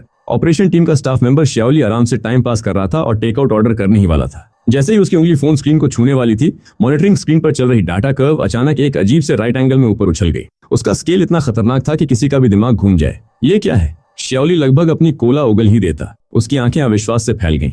रियल टाइम बैकएंड ट्रैफिक पूरी तरह कंट्रोल से बाहर जा चुका था। जो ट्रैफिक आमतौर पर टॉप टियर आइडल्स या वायरल पॉप सॉन्ग्स को मिलता था, उसे जैसे किसी अदृश्य ताकत ने पकड़कर जबरदस्ती दूसरी दिशा में मोड़ दिया हो। पूरा ट्रैफिक एक ही लिंक पर टूट पड़ा था, ऐसा लिंक जो 1 मिनट पहले ही अपलोड हुआ था। उधर एक कॉलेज डॉर्म में बैठा एक लड़का ग्रेजुएट एग्जाम की तैयारी के लिए इंग्लिश लिसनिंग ट्रैक्स ढूंढ रहा था।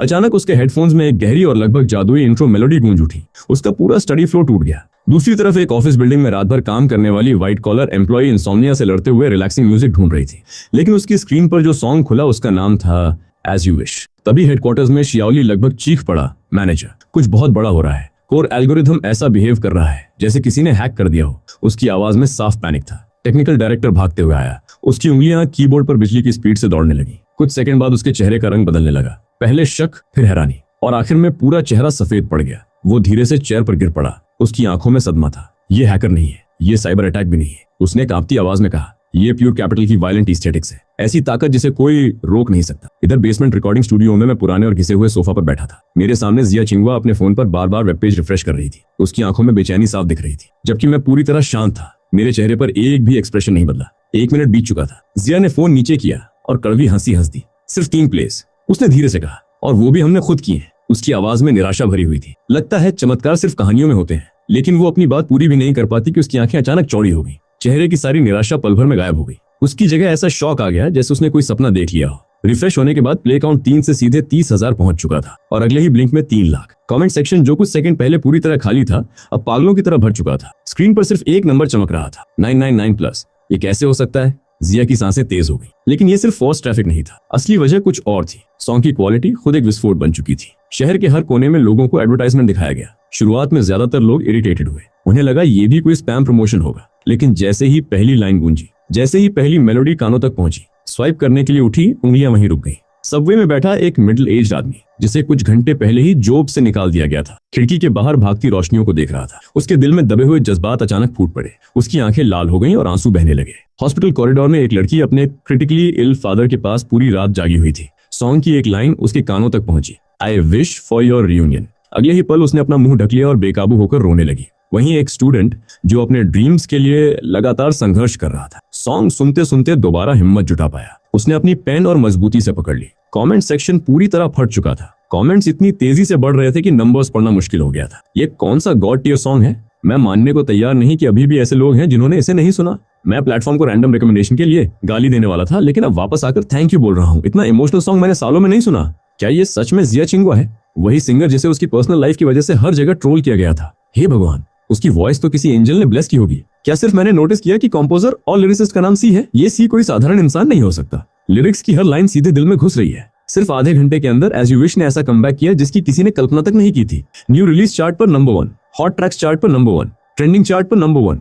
म्यूजिक इंडस्ट्री का हर मेजर चार्ट उसी के कब्जे में था। दूसरी तरफ शिनहुआंग एंटरटेनमेंट के आलीशान ऑफिस में प्रेसिडेंट शाह हाथ में महंगी रेड वाइन लिए शहर का नाइट व्यू देख रहा था। उसके चेहरे पर जीत का घमंडी स्माइल था। आज रात उसने अपनी नई रुकी गर्ल ग्रुप को प्रमोट करने के लिए करोड़ों खर्च किए थे। उसका प्लान साफ था, जिया चिंगवा के डाउनफॉल का फायदा उठाओ, उसकी पोजीशन छीनो और पूरे इंडस्ट्री ट्रैफिक पर कब्जा कर लो। तभी दरवाजा धड़ाम से खुला। प्रेसिडेंट शाह, उसकी सेक्रेटरी बिना नॉक किए अंदर घुस आई। वो इतनी तेजी से भागी थी कि उसकी एक हाई हील रास्ते में ही निकल गई थी। उसके चेहरे पर साफ टेरर था। इतना पैनिक क्यों कर रही हो? प्रेसिडेंट शाह ने भौहें सिकोड़ते हुए वाइन की सिप ली। उसके चेहरे का घमंड जरा भी कम नहीं हुआ था। सेक्रेटरी ने कांपते हाथों से टैबलेट उसकी तरफ बढ़ाया। जिया चिंगवा, उसकी आवाज टूट रही थी। उसने नया सॉन्ग रिलीज कर दिया है।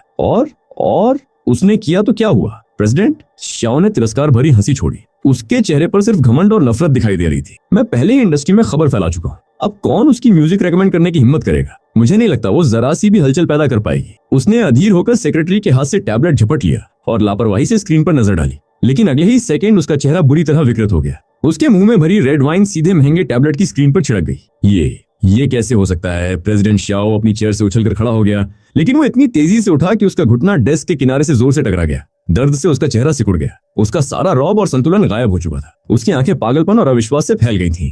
क्या क्यूक्यू म्यूजिक पागल हो गया है? क्या नेटीज क्लाउड वालों का दिमाग खराब हो गया है? क्या इन्हें सिन हुआंग से टकराने का डर नहीं रहा? उसने गुस्से में डेस्क पर रखा फोन उठाया और एक के बाद एक मेजर म्यूजिक प्लेटफॉर्म्स के हेड्स को कॉल लगाने लगा। उसकी आवाज गुस्से से कांप रही थी। हेलो प्रेसिडेंट वांग, आखिर तुम लोग कर क्या रहे हो? हमने तय किया था कि शिया चिंगुआ को ब्लैकलिस्ट करेंगे, लेकिन दूसरी तरफ से सिर्फ बीप बीप बीप सुनाई दिया। किसी ने कॉल नहीं उठाया, या यूं कहें कि कोई उठाने की हिम्मत नहीं कर रहा था। प्रेसिडेंट शाओ का चेहरा राख जैसा सफेद पड़ गया। उसने घबराकर एक दर्जन से ज्यादा कॉल्स किए। आखिरकार एक छोटे प्लेटफॉर्म का हेड कॉल पर आया। उसकी आवाज बेहद धीमी थी, जैसे कोई सुन लेगा तो उसकी जान चली जाएगी। ओल्ड शाओ, पूछना बंद करो, हम भी ऐसा नहीं करना चाहते थे। तो फिर किसने मजबूर किया? प्रेसिडेंट शाओ दांत भींचते हुए गर्जा। ऊपर से आदेश आया है। ऊपर? Bureau of culture? उससे भी ऊपर? दूसरी तरफ का आदमी कांपती आवाज में बोला। अभी अभी खबर मिली है, वॉल स्ट्रीट के कई बड़े सिंडिकेट्स ने सभी मेजर प्लेटफॉर्म्स पर सीधा प्रेशर डाला है। जिसने भी इस सॉन्ग को हटाने की कोशिश की, उसकी कंपनी का स्टॉक प्राइस कल सुबह तक आधा कर दिया जाएगा। कुछ पल सन्नाटा रहा, फिर दूसरी तरफ से टूटी हुई आवाज आई। ओल्ड शाओ, अब तुम खुद संभालो। शिया चिंगुआ के पीछे कोई साधारण इंसान नहीं है, उसके पीछे सचमुच कोई भगवान खड़ा है। अगले ही पल कॉल कट गया। सिर्फ लंबी डायल टोन कमरे में गूंजती रही। प्रेसिडेंट शाओ धीरे से अपनी एग्जीक्यूटिव चेयर पर ढह गया। उसका दिमाग सुन्न पड़ चुका था। भगवान? उसने खुद से बड़बड़ाया। वो औरत जो एक नाजायज बच्चे को लेकर घूमती है, जो इतनी गरीब है कि स्लम में रहती है, उसके पीछे भगवान? उसकी आंखों में पागलपन चमक उठा। अगर उसके पीछे कोई इतना ताकतवर था तो 4 साल तक वो कुत्तों जैसी जिंदगी क्यों जीती रही? क्यों मुझे उसे अपनी मर्जी से कंट्रोल करने दिया गया? एंटरटेनमेंट इंडस्ट्री में सालों की ताकत और अहंकार ने उसके अंदर का अंधेरा जगा दिया। उसकी आंखों में क्रूरता की चमक कौंधी। इस इंडस्ट्री का भगवान सिर्फ मैं हूँ। अचानक उसने अपनी कांपती हुई सेक्रेटरी की तरफ देखा। ब्लैक वॉलनट स्टूडियो से तुरंत कांटेक्ट करो। वो दहाड़ा। शिया चिंगुआ की पूरी हिस्ट्री खोद डालो, उसकी जिंदगी का एक एक राज बाहर निकालो, और खासकर उसकी आंखों में जहरीली चमक उभरी। उसके बच्चे के बारे में सब कुछ निकालो। मैं चाहता हूं कि पूरा इंटरनेट जान जाए कि ये सॉन्ग किस तरह की औरत ने गाया है। देखते हैं फिर वो कैसे वापसी करती है। उधर वुटोंग एली के छोटे से कोर्टयार्ड में बारिश के बाद की मूनलाइट बेहद खूबसूरत लग रही थी। नीले पत्थरों वाले रास्ते पर हल्की चांदनी बिखरी हुई थी। हवा में मिट्टी और घास की ताजा खुशबू घुली हुई थी। शिया चिंगुआ स्टोन बेंच पर बैठी थी। उसके हाथ में फोन था। वो बार बार प्ले काउंट और कमेंट्स रिफ्रेश कर रही थी। उसके चेहरे पर अब भी विश्वास नहीं हो रहा था। नंबर 1, उसने धीमे से कहा। सच में नंबर 1? उसकी आंखें खाली थीं, लेकिन उनमें उम्मीद की एक चमक लौट आई थी। मैं वहीं पास में एक छोटे स्टूल पर बैठा था और शाओ शिहान को सिखा रहा था कि चेस्टनट को बिना तोड़े परफेक्ट तरीके से कैसे पील करते हैं। शिया चिंगुआ की बात सुनकर मैंने सिर तक नहीं उठाया, बस मुस्कुराकर कहा, इसका मतलब है कि इस बार ऑडियंस बहरी नहीं थी। कुछ सेकंड तक सन्नाटा छाया रहा। फिर शिया चिंगुआ मेरी तरफ मुड़ी। उसकी नजर पहले मुझ पर गई और फिर शाओ शिहान पर। पिता और बेटी की उस साधारण सी तस्वीर ने उसके दिल के अंदर जमा सारी भावनाओं को तोड़ दिया। उसकी आंखों से आंसू बहने लगे। ये सिर्फ सक्सेस के आंसू नहीं थे, ये सुरक्षा की भावना के आंसू थे जो उसने कई सालों बाद महसूस की थी। ऐसा एहसास कि कोई चुपचाप उसके पीछे खड़ा है, कोई जो हर तूफान को रोक सकता है, कोई जो उसे गिरने नहीं देगा। थैंक यू, उसने कांपती आवाज में कहा। मैंने पील किया हुआ चेस्टनट शाओ शिहान के मुंह में रखा और धीरे से खड़ा हो गया। फिर शिया चिंगुआ के सामने जाकर उसके चेहरे पर गिरी एक लट को बहुत नरमी से उसके कान के पीछे कर दिया। मेरा मूवमेंट बिल्कुल नेचुरल था। मेरी आंखें शांत थीं, लेकिन उनकी गहराई में अजीब ताकत छिपी थी। मुझे थैंक यू मत बोलो, मैंने धीरे से कहा। अगर किसी को थैंक्स बोलना है तो खुद को बोलो। सॉन्ग तुमने गाया है, उसे जान तुमने दी है। मैं हल्का सा मुस्कुराया। और वैसे भी ये सिर्फ शुरुआत है। दीवा, तैयार रहना। आज रात तो बस ओपनिंग थी, कल असली शो शुरू होगा। मैंने उसकी आंखों में देखते हुए पूछा, जब सारे डेमन्स और मॉन्स्टर्स पागल हो जाएंगे तब डरोगी तो नहीं? शिया चिंगुआ ने मेरी आंखों में देखा। उसे लगा जैसे उसके सामने खड़ा आदमी किसी भी तूफान से नहीं डरता। उसने गहरी सांस ली, दिल की सारी कमजोरी दबा दी। फिर उसकी आंखों में नई ताकत उभर आई। मैं नहीं डरती। अगली सुबह सूरज की रोशनी चुभने जितनी तेज थी, लेकिन इंटरनेट के अंधेरे कोनों में एक खतरनाक स्टॉर्म धीरे धीरे तैयार हो रहा था। एज यू विश अब भी चार्ट्स के टॉप पर राज कर रहा था। स्ट्रीमिंग नंबर्स 500 मिलियन को पार कर चुके थे। शहर की हर सड़क, हर मॉल, हर हेयर सैलून और हर कैफे में वही सॉन्ग बज रहा था। लेकिन सोशल मीडिया के ट्रेंडिंग सेक्शन में अचानक कुछ नए कीवर्ड्स अस्वाभाविक स्पीड से ऊपर चढ़ने लगे। शिया चिंगुआ का छिपा हुआ बच्चा एक्सपोज्ड,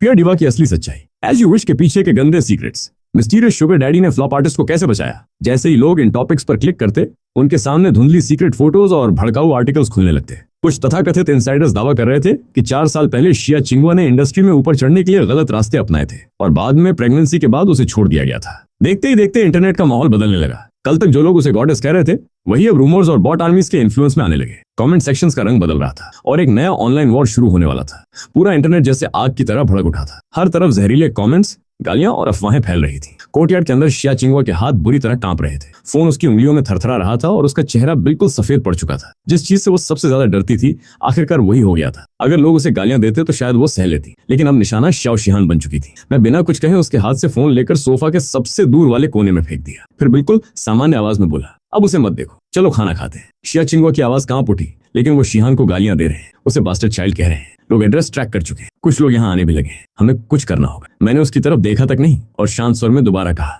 पहले खाना खाते हैं।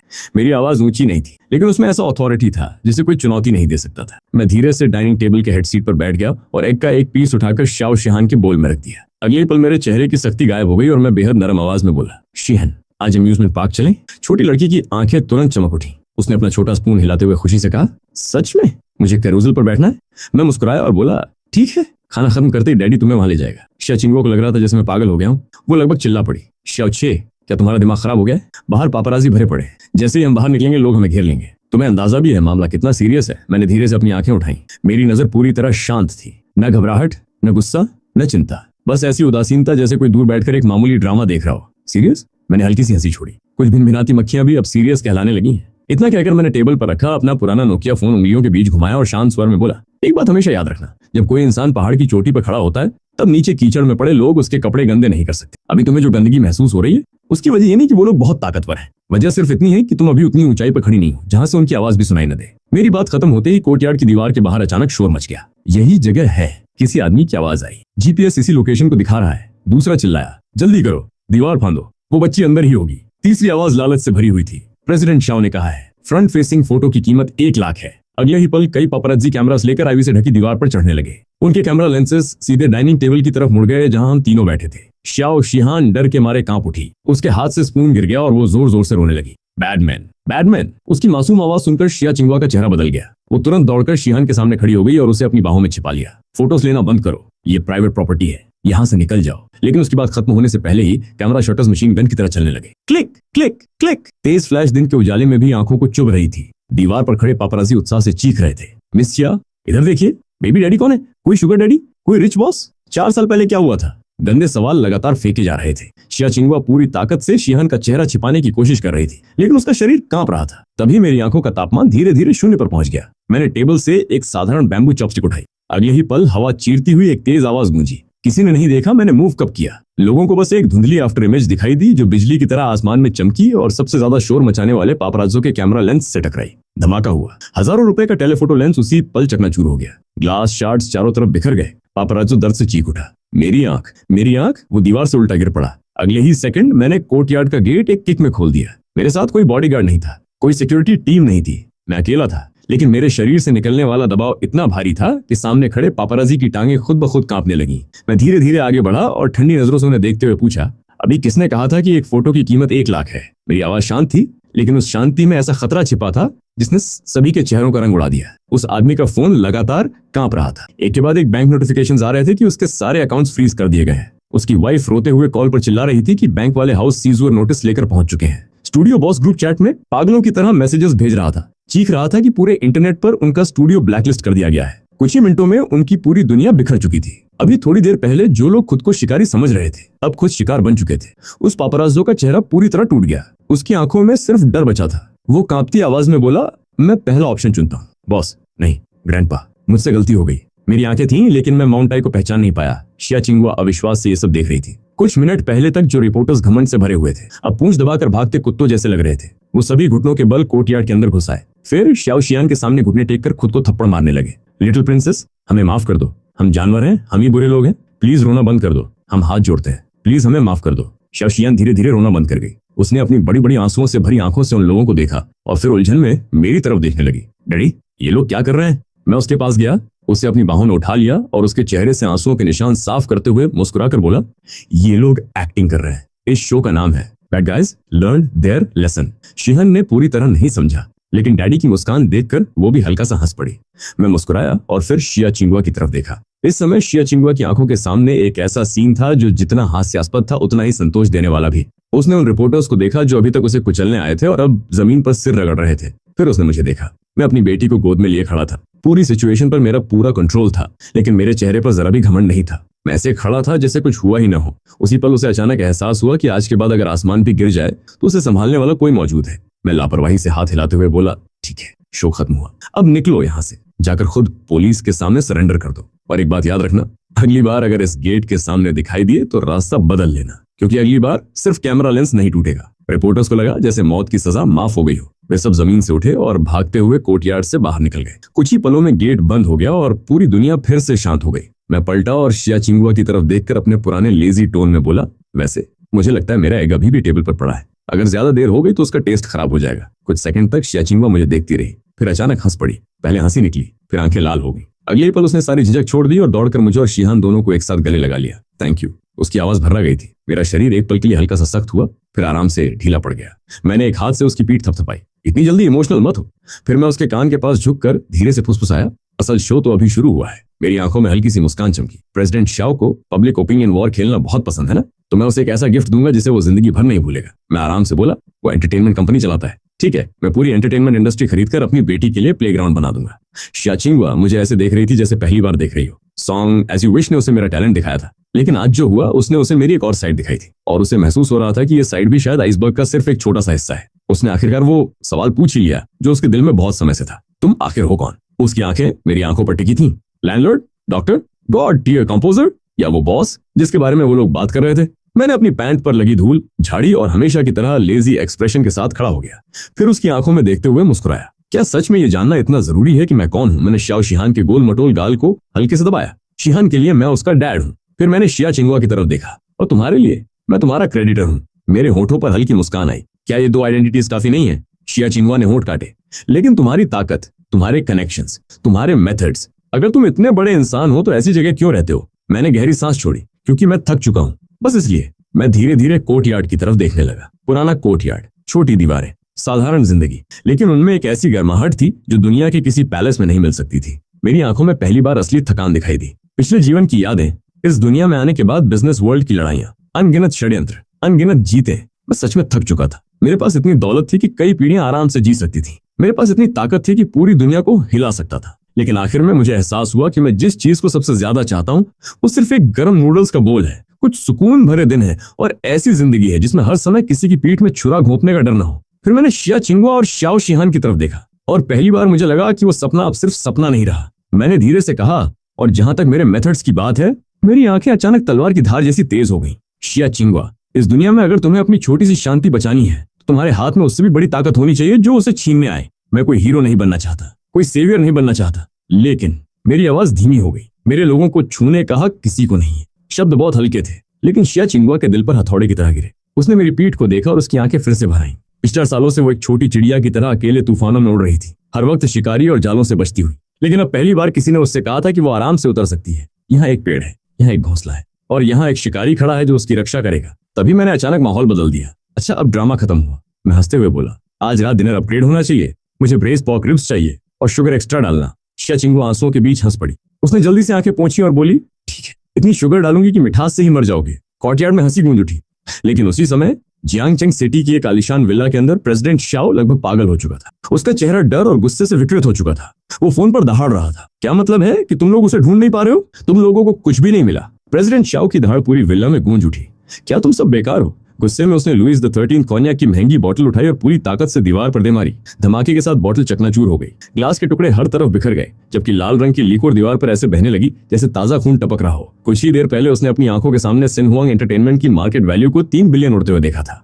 लेकिन उससे भी ज्यादा डरावनी बात कुछ और थी। ब्लैक फॉक्स स्टूडियो, जो उसका सबसे बड़ा पापराजी वेपन था, मानो दुनिया से गायब हो चुका था। पूरी टीम एक झटके में खत्म हो गई थी और उन्हें जवाब देने का मौका तक नहीं मिला था। सारी जांच एक ही जगह जाकर रुक रही थी, वुटोंग एली। और वुटोंग एली में रहने वाला वो रहस्यमयी आदमी, उसने अपने सारे कनेक्शंस इस्तेमाल कर लिए थे, बिजनेस सर्कल, पॉलिटिकल सर्कल, यहाँ तक कि अंडरवर्ल्ड कॉन्टैक्ट्स भी। लेकिन हर जगह से उसे सिर्फ 2 शब्द मिले थे, टॉप सीक्रेट। उसकी पर्सनल फाइल्स एन्क्रिप्टेड थी, कोर्टयार्ड की ओनरशिप एन्क्रिप्टेड थी। यहाँ तक कि शाओ शिहान का बर्थ सर्टिफिकेट भी सिस्टम के हाईएस्ट सिक्योरिटी लेवल यानी एस क्लास क्लासिफिकेशन में बदल चुका था। प्रेसिडेंट शाओ की सेक्रेटरी दरवाजे पर कांपती हुई खड़ी थी। उसके हाथ में नया फैक्स था। टैक्स ब्यूरो पिछले साल के सारे यिन यांग कॉन्ट्रैक्ट्स की पूरी जांच करना चाहता है। उसकी आवाज कांप रही थी। और जिन इन्वेस्टर्स को हमने पहले से फिक्स कर रखा था, उन्होंने एक साथ फंडिंग विथड्रॉ कर ली है। प्रेसिडेंट शाओ का दिमाग सुन्न पड़ गया। वो लड़खड़ाकर सोफा पर गिर गया। पहली बार उसकी आंखों में असली डर दिखाई दिया। उसे आखिरकार एहसास हो गया कि उसने किसी आयरन प्लेट को किक नहीं किया था, उसने न्यूक्लियर रिएक्टर को लात मार दी थी। सामने वाला अपना चेहरा दिखाए बिना ही उसकी पूरी एम्पायर को राख बना सकता था। लेकिन अगले ही पल उसकी आंखों में कोने में फंसे हुए जानवर वाली पागल चमक उभरी।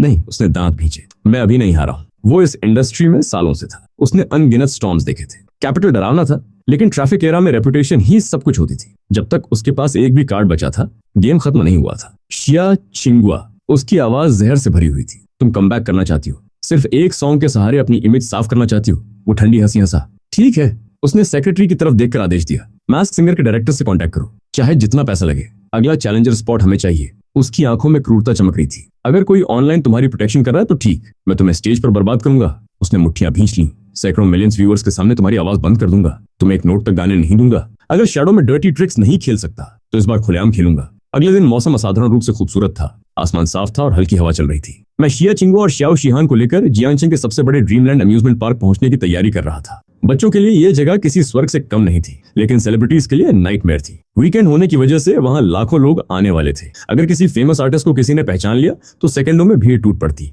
यही वजह थी कि शिया चिंगो सुबह से नर्वस थी। मैं कमरे के कोने में खड़ा उसे देख रहा था। Baseball cap, sunglasses, face mask, baggy jacket. उसने खुद को इतनी लेयर्स में ढक लिया था कि वो सेलिब्रिटी कम और किसी सीक्रेट एजेंट ज्यादा लग रही थी। सिर्फ उसकी आंखें दिखाई दे रही थीं और उनमें भी सिर्फ एंजाइटी भरी हुई थी। वो बार बार मिरर में खुद को चेक कर रही थी, कहीं कोई फ्लॉ न रह जाए। दूसरी तरफ श्याओ शिहान नई पिंक प्रिंसेस ड्रेस पहनकर खड़ी थी। उसके सिर पर मिकी माउस हेडबैंड था और वो अपने आधे कद जितना बड़ा टेडी बेयर पकड़े हुए थी।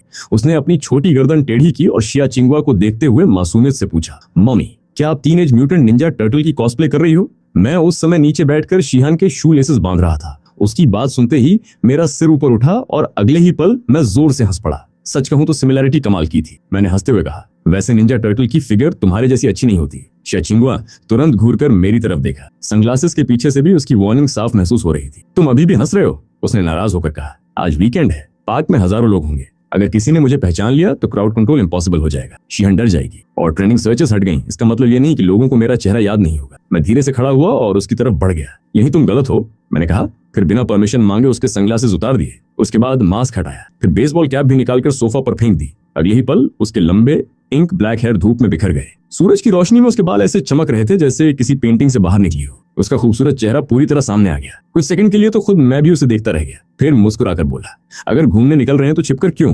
मैंने सारी डिस्गाइज आइटम सोफा पर फेंक दी। अगर तुम दुनिया को सनग्लासेस के पीछे से देखोगी तो रेनबो भी ग्रे दिखाई देगा। मैं झुककर श्याओ शिहान की छोटी उंगली पकड़ते हुए बोला, और शिहान भी नहीं चाहेगी कि उसकी मम्मी किसी चोर की तरह छिपती फिरे। सही कह रहा हूं ना? शिहान ने तुरंत सिर हिलाया, लेकिन शिया चिंगवा फिर घबरा गई। सेफ्टी आवाज चिंता से भरी हुई थी। मैंने शर्ट कॉलर ठीक की। एक हाथ से शिहान का हाथ पकड़ा और दूसरे हाथ से शिया चिंगवा का हाथ थाम लिया। मेरी हथेली गर्म थी और मजबूत भी। सिर्फ उस एक टच से उसे अजीब सा सुकून महसूस हुआ। मैं मुस्कुराया, रिलैक्स। फिर उसकी आंखों में देखते हुए कहा, जब तक मैं चाहता हूं कोई तुम्हें नोटिस नहीं करेगा। या यूं कहो कि पूरी दुनिया हमारे लिए ब्लाइंड आई टर्न करने का ड्रामा करेगी। शिया चिंगवा को मेरी बात पर पूरा विश्वास नहीं था, लेकिन आखिर में उसने विरोध करना छोड़ दिया। आधे घंटे बाद हम ड्रीमलैंड अम्यूजमेंट पार्क के मेन एंट्रेंस पर पहुंच चुके थे और जैसे ही हमने अंदर कदम रखा, एक ऐसा सीन हमारा इंतजार कर रहा था जिसकी कल्पना शिया चिंगवा ने सपने में भी नहीं की थी। मैं साफ महसूस कर सकता था कि शिया चिंगवा मेरा हाथ कितनी जोर से पकड़े हुए थी। उसकी उंगलियां लगभग मेरी हथेली में धंस गई थीं। उसका पूरा शरीर तनाव से भरा हुआ था। जाहिर था कि उसने खुद को हर तरह की सिचुएशन के लिए तैयार कर लिया था। उसे लग रहा था कि जैसे ही हम पार्क में एंटर करेंगे, लोग उसे पहचान लेंगे। कोई उंगली दिखाएगा, कोई फोटो खींचेगा, कोई वीडियो बनाएगा और फिर देखते ही देखते भीड़ टूट पड़ेगी। लेकिन अजीब बात यह हुई कि ऐसा कुछ भी नहीं हुआ। टिकट गेट पर खड़े स्टाफ ने बस मेरे फोन का QR कोड स्कैन किया, मुस्कुराकर कहा, हैव ए ग्रेट टाइम, और हमें अंदर जाने दिया। उनके चेहरे पर ऐसा कोई एक्सप्रेशन नहीं था जिससे लगे कि उनके सामने वही पॉप डिवा खड़ी है जिसने कल पूरे सोशल मीडिया पर तूफान मचा दिया था। पार्क के अंदर कदम रखते ही चारों तरफ लोगों का समंदर दिखाई दिया। हर जगह शोर, हंसी और उत्साह था। लेकिन सबसे हैरान करने वाली बात यह थी कि चाहे हम कहीं भी जाते, आसपास के लोग अनजाने में खुद ही हमारे लिए दूरी बना लेते। लगभग 2 मीटर का एक इनविजिबल सर्कल हर समय हमारे आसपास बना रहता। न कोई धक्का दे रहा था, न कोई टकरा रहा था, न कोई घूर रहा था। शिया चिंगवा की आंखों में हैरानी साफ दिखाई दे रही थी। मैं उसकी तरफ देखकर हल्का सा मुस्कुराया, लेकिन कुछ नहीं बोला। उसे अभी नहीं पता था कि इस आधे दिन की शांति के लिए मैंने पूरा स्काईनेट सिक्योरिटी सिस्टम एक्टिवेट कर दिया था। भीड़ में घुले हुए 200 प्लेन क्लोज बॉडीगार्ड्स हर समय हमारे आसपास मौजूद थे। कोई टूरिस्ट बनकर फोटो ले रहा था, कोई मैप देख रहा था, कोई आइसक्रीम खा रहा था। लेकिन उनका असली काम था किसी भी ऐसे इंसान को रास्ता बदलवा देना जो शिया चिंगवा को पहचान सकता था या हमारे पास आने की कोशिश कर सकता था। इससे भी ज्यादा दिलचस्प बात यह थी कि आसपास के लोगों का ध्यान लगातार दूसरी चीजों की तरफ खींचा जा रहा था। अचानक रास्ते के किनारे वाली बुशेस से कुछ बेहद क्यूट रोबोट डॉग्स बाहर निकले और डांस करने लगे। देखते ही देखते उनके आसपास भीड़ जमा हो गई। हर कोई फोन निकालकर वीडियो बनाने लगा। आसमान में ड्रोन शो शुरू हो गया और रंग बिरंगे पैटर्न्स बनने लगे। थोड़ी दूर कुछ लोग ट्रेंडिंग पॉप आइडल्स की कॉस्प्ले करके बैलून्स बांट रहे थे, जिससे फैन गर्ल्स का पूरा झुंड दूसरी तरफ भाग गया। भीड़ के बीच हमारा परिवार ऐसा लग रहा था जैसे मछलियों के बड़े झुंड में तैरता हुआ एक शांत बबल हो। चारों तरफ शोर था, लेकिन हमारे आसपास एक अजीब सी शांति बनी हुई थी। यही इफेक्ट मैं चाहता था। मैंने अपनी पावर का इस्तेमाल करके क्राउड हटाया नहीं था, मैंने उससे कहीं ज्यादा कीमत देकर नॉर्मलिटी क्रिएट की थी, ताकि शिया चिंगुआ अपनी बेटी के साथ बिना किसी बोझ के कुछ घंटे जी सके। आखिरकार वो खुद को रोक नहीं पाई। उसने मेरी तरफ देखा और धीमे से पूछा, ये सब क्या हो रहा है? मैंने अभी अभी खरीदी हुई 2 आइसक्रीम्स उसकी और शिहान की तरफ बढ़ाई और बिल्कुल कैजुअल अंदाज में कहा, शायद आज सबका लकी डे है, लोगों को हमसे ज्यादा इंटरेस्टिंग चीजें मिल गई होंगी। देखो ना, वो क्लाउन कितना अच्छा परफॉर्मेंस कर रहा है। जाहिर था मैं उसे सच नहीं बताने वाला था। कुछ तरह की प्रोटेक्शन ऐसी होती है जिन्हें चुपचाप देना ज्यादा खूबसूरत होता है। तभी शाओशियान अचानक खुशी से उछल पड़ी। करूसल, उसने उत्साह से चीखते हुए दूर इशारा किया। वहां एक विशाल डबल डेकर करूसल घूम रहा था। उसकी आंखें चमक रही थी। मैंने मुस्कुराकर उसे गोद में उठा लिया। चलो, डैडी तुम्हें सबसे ऊंचे व्हाइट हॉर्स पर बैठाएगा। कुछ मिनट बाद हल्का म्यूजिक बजने लगा और करूसल धीरे धीरे घूमना शुरू हुआ। शाओशियान व्हाइट हॉर्स पर बैठी इतनी खुश थी कि उसकी आंखें आधी चांद जैसी हो गई थी। वो पोल को कसकर पकड़े हुए थी और हर चक्कर में हाथ हिलाकर हमें देख रही थी। मैं उसके बिल्कुल पास खड़ा था, ताकि अगर उसे जरा भी डर लगे तो तुरंत पकड़ सकूं। मेरी नजरों में जो प्यार था उसे छिपाने की कोई कोशिश भी नहीं थी। तभी मेरी नजर पीछे गई, जहां पंपकिन कैरेज वाली सीट पर शिया चिंगुआ बैठी थी। वो मुझे और शिहान को देख रही थी। धीरे धीरे उसकी आंखें लाल होने लगी। मैं समझ सकता था कि उसके लिए ये मोमेंट कितना कीमती था। कभी यही उसके सपनों की सबसे बड़ी विश हुआ करती थी। कोई कैमरा फ्लैश नहीं, कोई स्केड्यूल नहीं, कोई मैनेजर नहीं, कोई कॉन्ट्रैक्ट पेनल्टी का डर नहीं, सिर्फ धूप, आइसक्रीम की मिठास, म्यूजिक और उसके अपने लोग। तभी मैंने उसे आंसू पोंछते हुए पकड़ लिया। ओहो, मैंने हंसते हुए कहा, अगर इतना इमोशनल होकर रोगी तो आइसक्रीम हाथों में पिघल जाएगी और लॉन्ड्री मैं नहीं करने वाला। शिया चिंगुआ हंस पड़ी। उसकी आंखों में अब भी आंसू थे। उसने आइसक्रीम उठाकर मेरी तरफ फेंकने की एक्टिंग की। क्या तुम 3 सेकंड से ज्यादा रोमांटिक नहीं रह सकते? मैंने भाव उठाई। रोमांटिक? फिर दूर खड़े फेरिस व्हील की तरफ इशारा किया। वो जो फेरिस व्हील दिख रहा है ना, सुना है उसके सबसे ऊपर विश मांगो तो पूरी होती है। मैं हल्का सा मुस्कुराया। वैसे मैं मटीरियलिस्ट हूँ, लेकिन तुम्हारे लिए 5 मिनट सुपरस्टिशियस बन सकता हूँ। थोड़ी देर बाद फेरिस व्हील धीरे धीरे आसमान की तरफ उठने लगा। कैबिन के अंदर अजीब सी शांति थी। शाओशियान ग्लास से चिपकी हुई नीचे सिकुड़ते शहर को देख रही थी और बीच बीच में एक्साइटेड होकर आवाजें निकाल रही थी। मैं और शिया चिंगुआ एक दूसरे के बिल्कुल पास बैठे थे। कैबिन छोटा था, हमारी सांसों की आवाज तक साफ सुनाई दे रही थी। माहौल अचानक थोड़ा अलग हो गया। शिया चिंगुआ ने नीचे देखते हुए बहुत धीरे से कहा, थैंक यू। उसकी आवाज में सच्चाई भरी हुई थी। सिर्फ आज के लिए नहीं, हर चीज के लिए। मैंने उसकी तरफ देखा। धूप ग्लास से होकर उसके चेहरे पर पड़ रही थी। उसके चेहरे पर मौजूद हल्के हल्के बाल तक दिखाई दे रहे थे। पहली बार वो पूरी तरह डिफेंसिव मोड से बाहर थी। इतनी नरम, इतनी वुल्नरेबल कि मेरा दिल हल्का सा कस गया। मैंने धीरे से उसका नाम लिया, चिंगुआ। उसने मेरी तरफ देखा। उसकी आंखों में भरोसा था, गर्माहट थी और कुछ ऐसा भी था जिसे शायद वो खुद अभी समझ नहीं पाई थी। मैं कुछ सेकंड चुप रहा, फिर गंभीर आवाज में बोला, तुम्हें मुझे थैंक यू बोलने की जरूरत नहीं। उसकी पलकें हल्की सी कांपी। मैंने मुस्कुराकर कहा, मैं बिजनेसमैन हूँ और हर इन्वेस्टमेंट पर रिटर्न मिलना चाहिए। मेरी बात सुनकर उसका दिल जैसे एक पल के लिए रुक गया। उसकी आंखों में कंफ्यूजन और पैनिक एक साथ चमक उठे। रिटर्न? आखिर मैं किस रिटर्न की बात कर रहा था? उसकी आंखों में घबराहट की चमक दौड़ गई। रिटर्न? आखिर मैं किस रिटर्न की बात कर रहा था? लेकिन अगले ही पल मैंने धीरे से अपना हाथ उसके घुटने पर रखे हाथ के ऊपर रख दिया। मेरी हथेली की गर्माहट धीरे धीरे उसकी ठंडी तक पहुंची और उसके दिल में उठ रहे तूफान को शांत करने लगी। मैं उसकी आंखों में देखते हुए बेहद गंभीर आवाज में बोला, मुझे जिस रिटर्न की जरूरत है वो बस इतना है कि आज के बाद तुम सिर्फ स्टेज पर शाइन करने पर फोकस करो। बाकी अंधेरा मुझे संभालने दो। मेरी आवाज शांत थी, लेकिन हर शब्द में अटूट भरोसा था। जिस स्टेज को तुमसे छीना गया, जो डिग्निटी तुमसे लूटी गई, जो हैप्पीनेस तुमसे छीन ली गई, मैं वो सब वापस लेकर आऊंगा। एक एक चीज, और सिर्फ वापस नहीं, इंटरेस्ट के साथ वापस दिलाऊंगा। शिया चिंगुआ का सिर झटके से ऊपर उठा। उसकी आंखें सीधे मेरी आंखों से टकराई। उनमें ऐसा गहरापन था जैसे किसी शांत महासागर के नीचे छिपा हुआ तूफान। उसकी आंखों में आंसू भर आए। उसी पल फेरिस व्हील अपनी सबसे ऊंची जगह पर पहुंच गया। नीचे पूरा शहर फैला हुआ था। रोशनी, इमारतें, सड़कें, सब कुछ इतना खूबसूरत लग रहा था जैसे पूरी दुनिया हमारे पैरों के नीचे रख दी गई हो। माहौल धीरे धीरे उस बिंदु तक पहुंच रहा था जहां शब्दों की जरूरत नहीं रहती। लेकिन तभी शाओशियान अचानक घूमकर हमारी तरफ देखने लगी और अपनी मीठी आवाज में उत्साहित होकर चिल्लाई, डैडी, मम्मी, जल्दी देखो। हम दोनों एक साथ उसकी तरफ मुड़े। वो देखो, वहां मम्मी का नाम है। उसने दूर इशारा किया। हमने उसकी उंगली की दिशा में देखा। शहर के बीच खड़ी एक कमर्शियल स्काईस्क्रेपर की विशाल एलईडी स्क्रीन चमक रही थी। उस पर एक बेहद आकर्षक एडवर्टाइजमेंट चल रहा था। Mask singer grand edition. The mysterious singer, the wanderer will finally reveal their identity, who can end the legendary winning streak. नीचे बड़े अक्षरों में लिखा था, दिस फ्राइडे 8 PM लाइव। लेकिन असली मैसेज कुछ और था। एडवर्टाइजमेंट में शिया चिंगुआ की फोटो नहीं थी। उसकी जगह 4 साल पहले की उसकी आइकॉनिक परफॉर्मेंस लुक दिखाई गई थी। आम लोग शायद उसे न समझ पाते, लेकिन इंडस्ट्री का हर इनसाइडर जानता था कि ये किसकी तरफ इशारा है। मैंने शिया चिंगुआ का चेहरा देखा। उसका रंग तुरंत बदल गया। शॉक, पैनिक और फिर डर। मास्क्ड सिंगर, उसने फुसफुसाया। उसकी आवाज बेहद धीमी थी। ये शो शिनहुआंग एंटरटेनमेंट फंड करता है। उसकी उंगलियां फिर से ठंडी हो गई। वो मुझे फोर्स कर रहे हैं। मुझे सब समझ आ गया। बिना आर्टिस्ट की परमिशन के ऐसा प्रमोशन रिलीज करना साफ ट्रैप था। अगर शिया चिंगुआ शो में नहीं जाती तो लोग कहते कि वो कंपटीशन से डर गई। कवर डिवा का टैग उसके साथ चिपक जाता। लेकिन अगर वो जाती तो सामने शायद एक और ट्रैप इंतजार कर रहा था। एक पब्लिक एग्जीक्यूशन, एक हैंगमैन्स बैंक्वेट। मैं कुछ सेकंड तक एलईडी स्क्रीन को देखता रहा। मेरी आंखों की गर्माहट धीरे धीरे गायब हो गई। उसकी जगह वही ठंडी चमक लौट आई जो किसी हंटर की आंखों में होती है जब शिकार खुद जाल में घुसता है।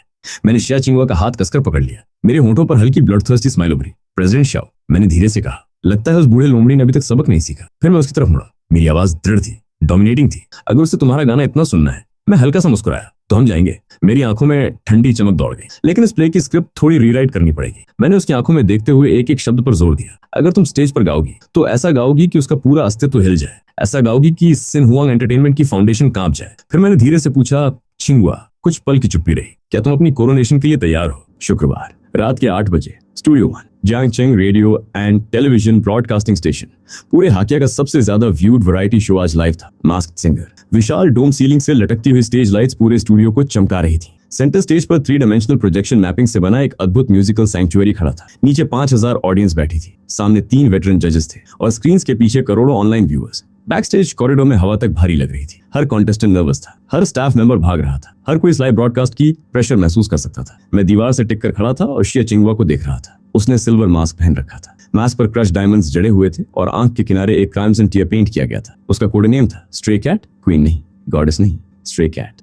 क्योंकि मैंने उससे कहा था कि पुरानी शिया चिंगवा मर चुकी है। जो वापस लौट रही है वो एक ऐसी वाइल्ड बीस्ट है जो मौत से वापस आई है। मैं हमेशा की तरह कैजुअल क्लोथ्स में था। गर्दन में टेम्पररी असिस्टेंट का बैज लटका था। हाथ में थर्मोस था जिसमें मैंने मेलविन टिट्टी तैयार की थी, कहीं ज्यादा सिंगिंग से उसका थ्रोट स्ट्रेन न हो जाए। मैंने उसकी तरफ देखकर पूछा, नर्वस? शिया चिंगवा ने गहरी सांस ली। उसके हाथ बर्फ जैसे ठंडे थे। सोडा, उसने सच बोला। आज गेटकीपर पेशिंग है। उसकी आंखों में चिंता थी। सिन हुआंग एंटरटेनमेंट का टॉप आर्टिस्ट प्रेसिडेंट शाओ ने जानबूझकर उसे अरेंज किया है। वो मुझे यहीं रोकना चाहता है। मैंने थर्मोस खोला। हॉट स्टीम ऊपर उठी। मैंने उसे कप पकड़ाते हुए कहा, रिलैक्स। फिर हल्की हंसी के साथ बोला, सिर्फ इसलिए कि कोई जोर से चिल्लाता है इसका मतलब ये नहीं कि उसे गाना आता है। मैंने कप उसके हाथ में थमाया और वैसे भी मेरी आंखों में शरारती चमक आई। आज की स्क्रिप्ट उनके हाथ में नहीं है। मैं थोड़ा झुका। आज की स्क्रिप्ट गॉड के हाथ में है। और अच्छी बात यह है कि मेरी गॉड से काफी पुरानी फ्रेंडशिप है। शिया चिंगवा चाहकर भी हंस पड़ी। उसकी नर्वसनेस थोड़ी कम हो गई। लेकिन तभी ड्रेसिंग रूम का दरवाजा जोर से खुला। शो का असिस्टेंट डायरेक्टर अंदर घुसा। मोटा चेहरा, घमंडी आंखें और आवाज में वही टाइपिकल बुली वाला टोन। उसने शिया चिंगवा को ऊपर से नीचे तक देखा। हे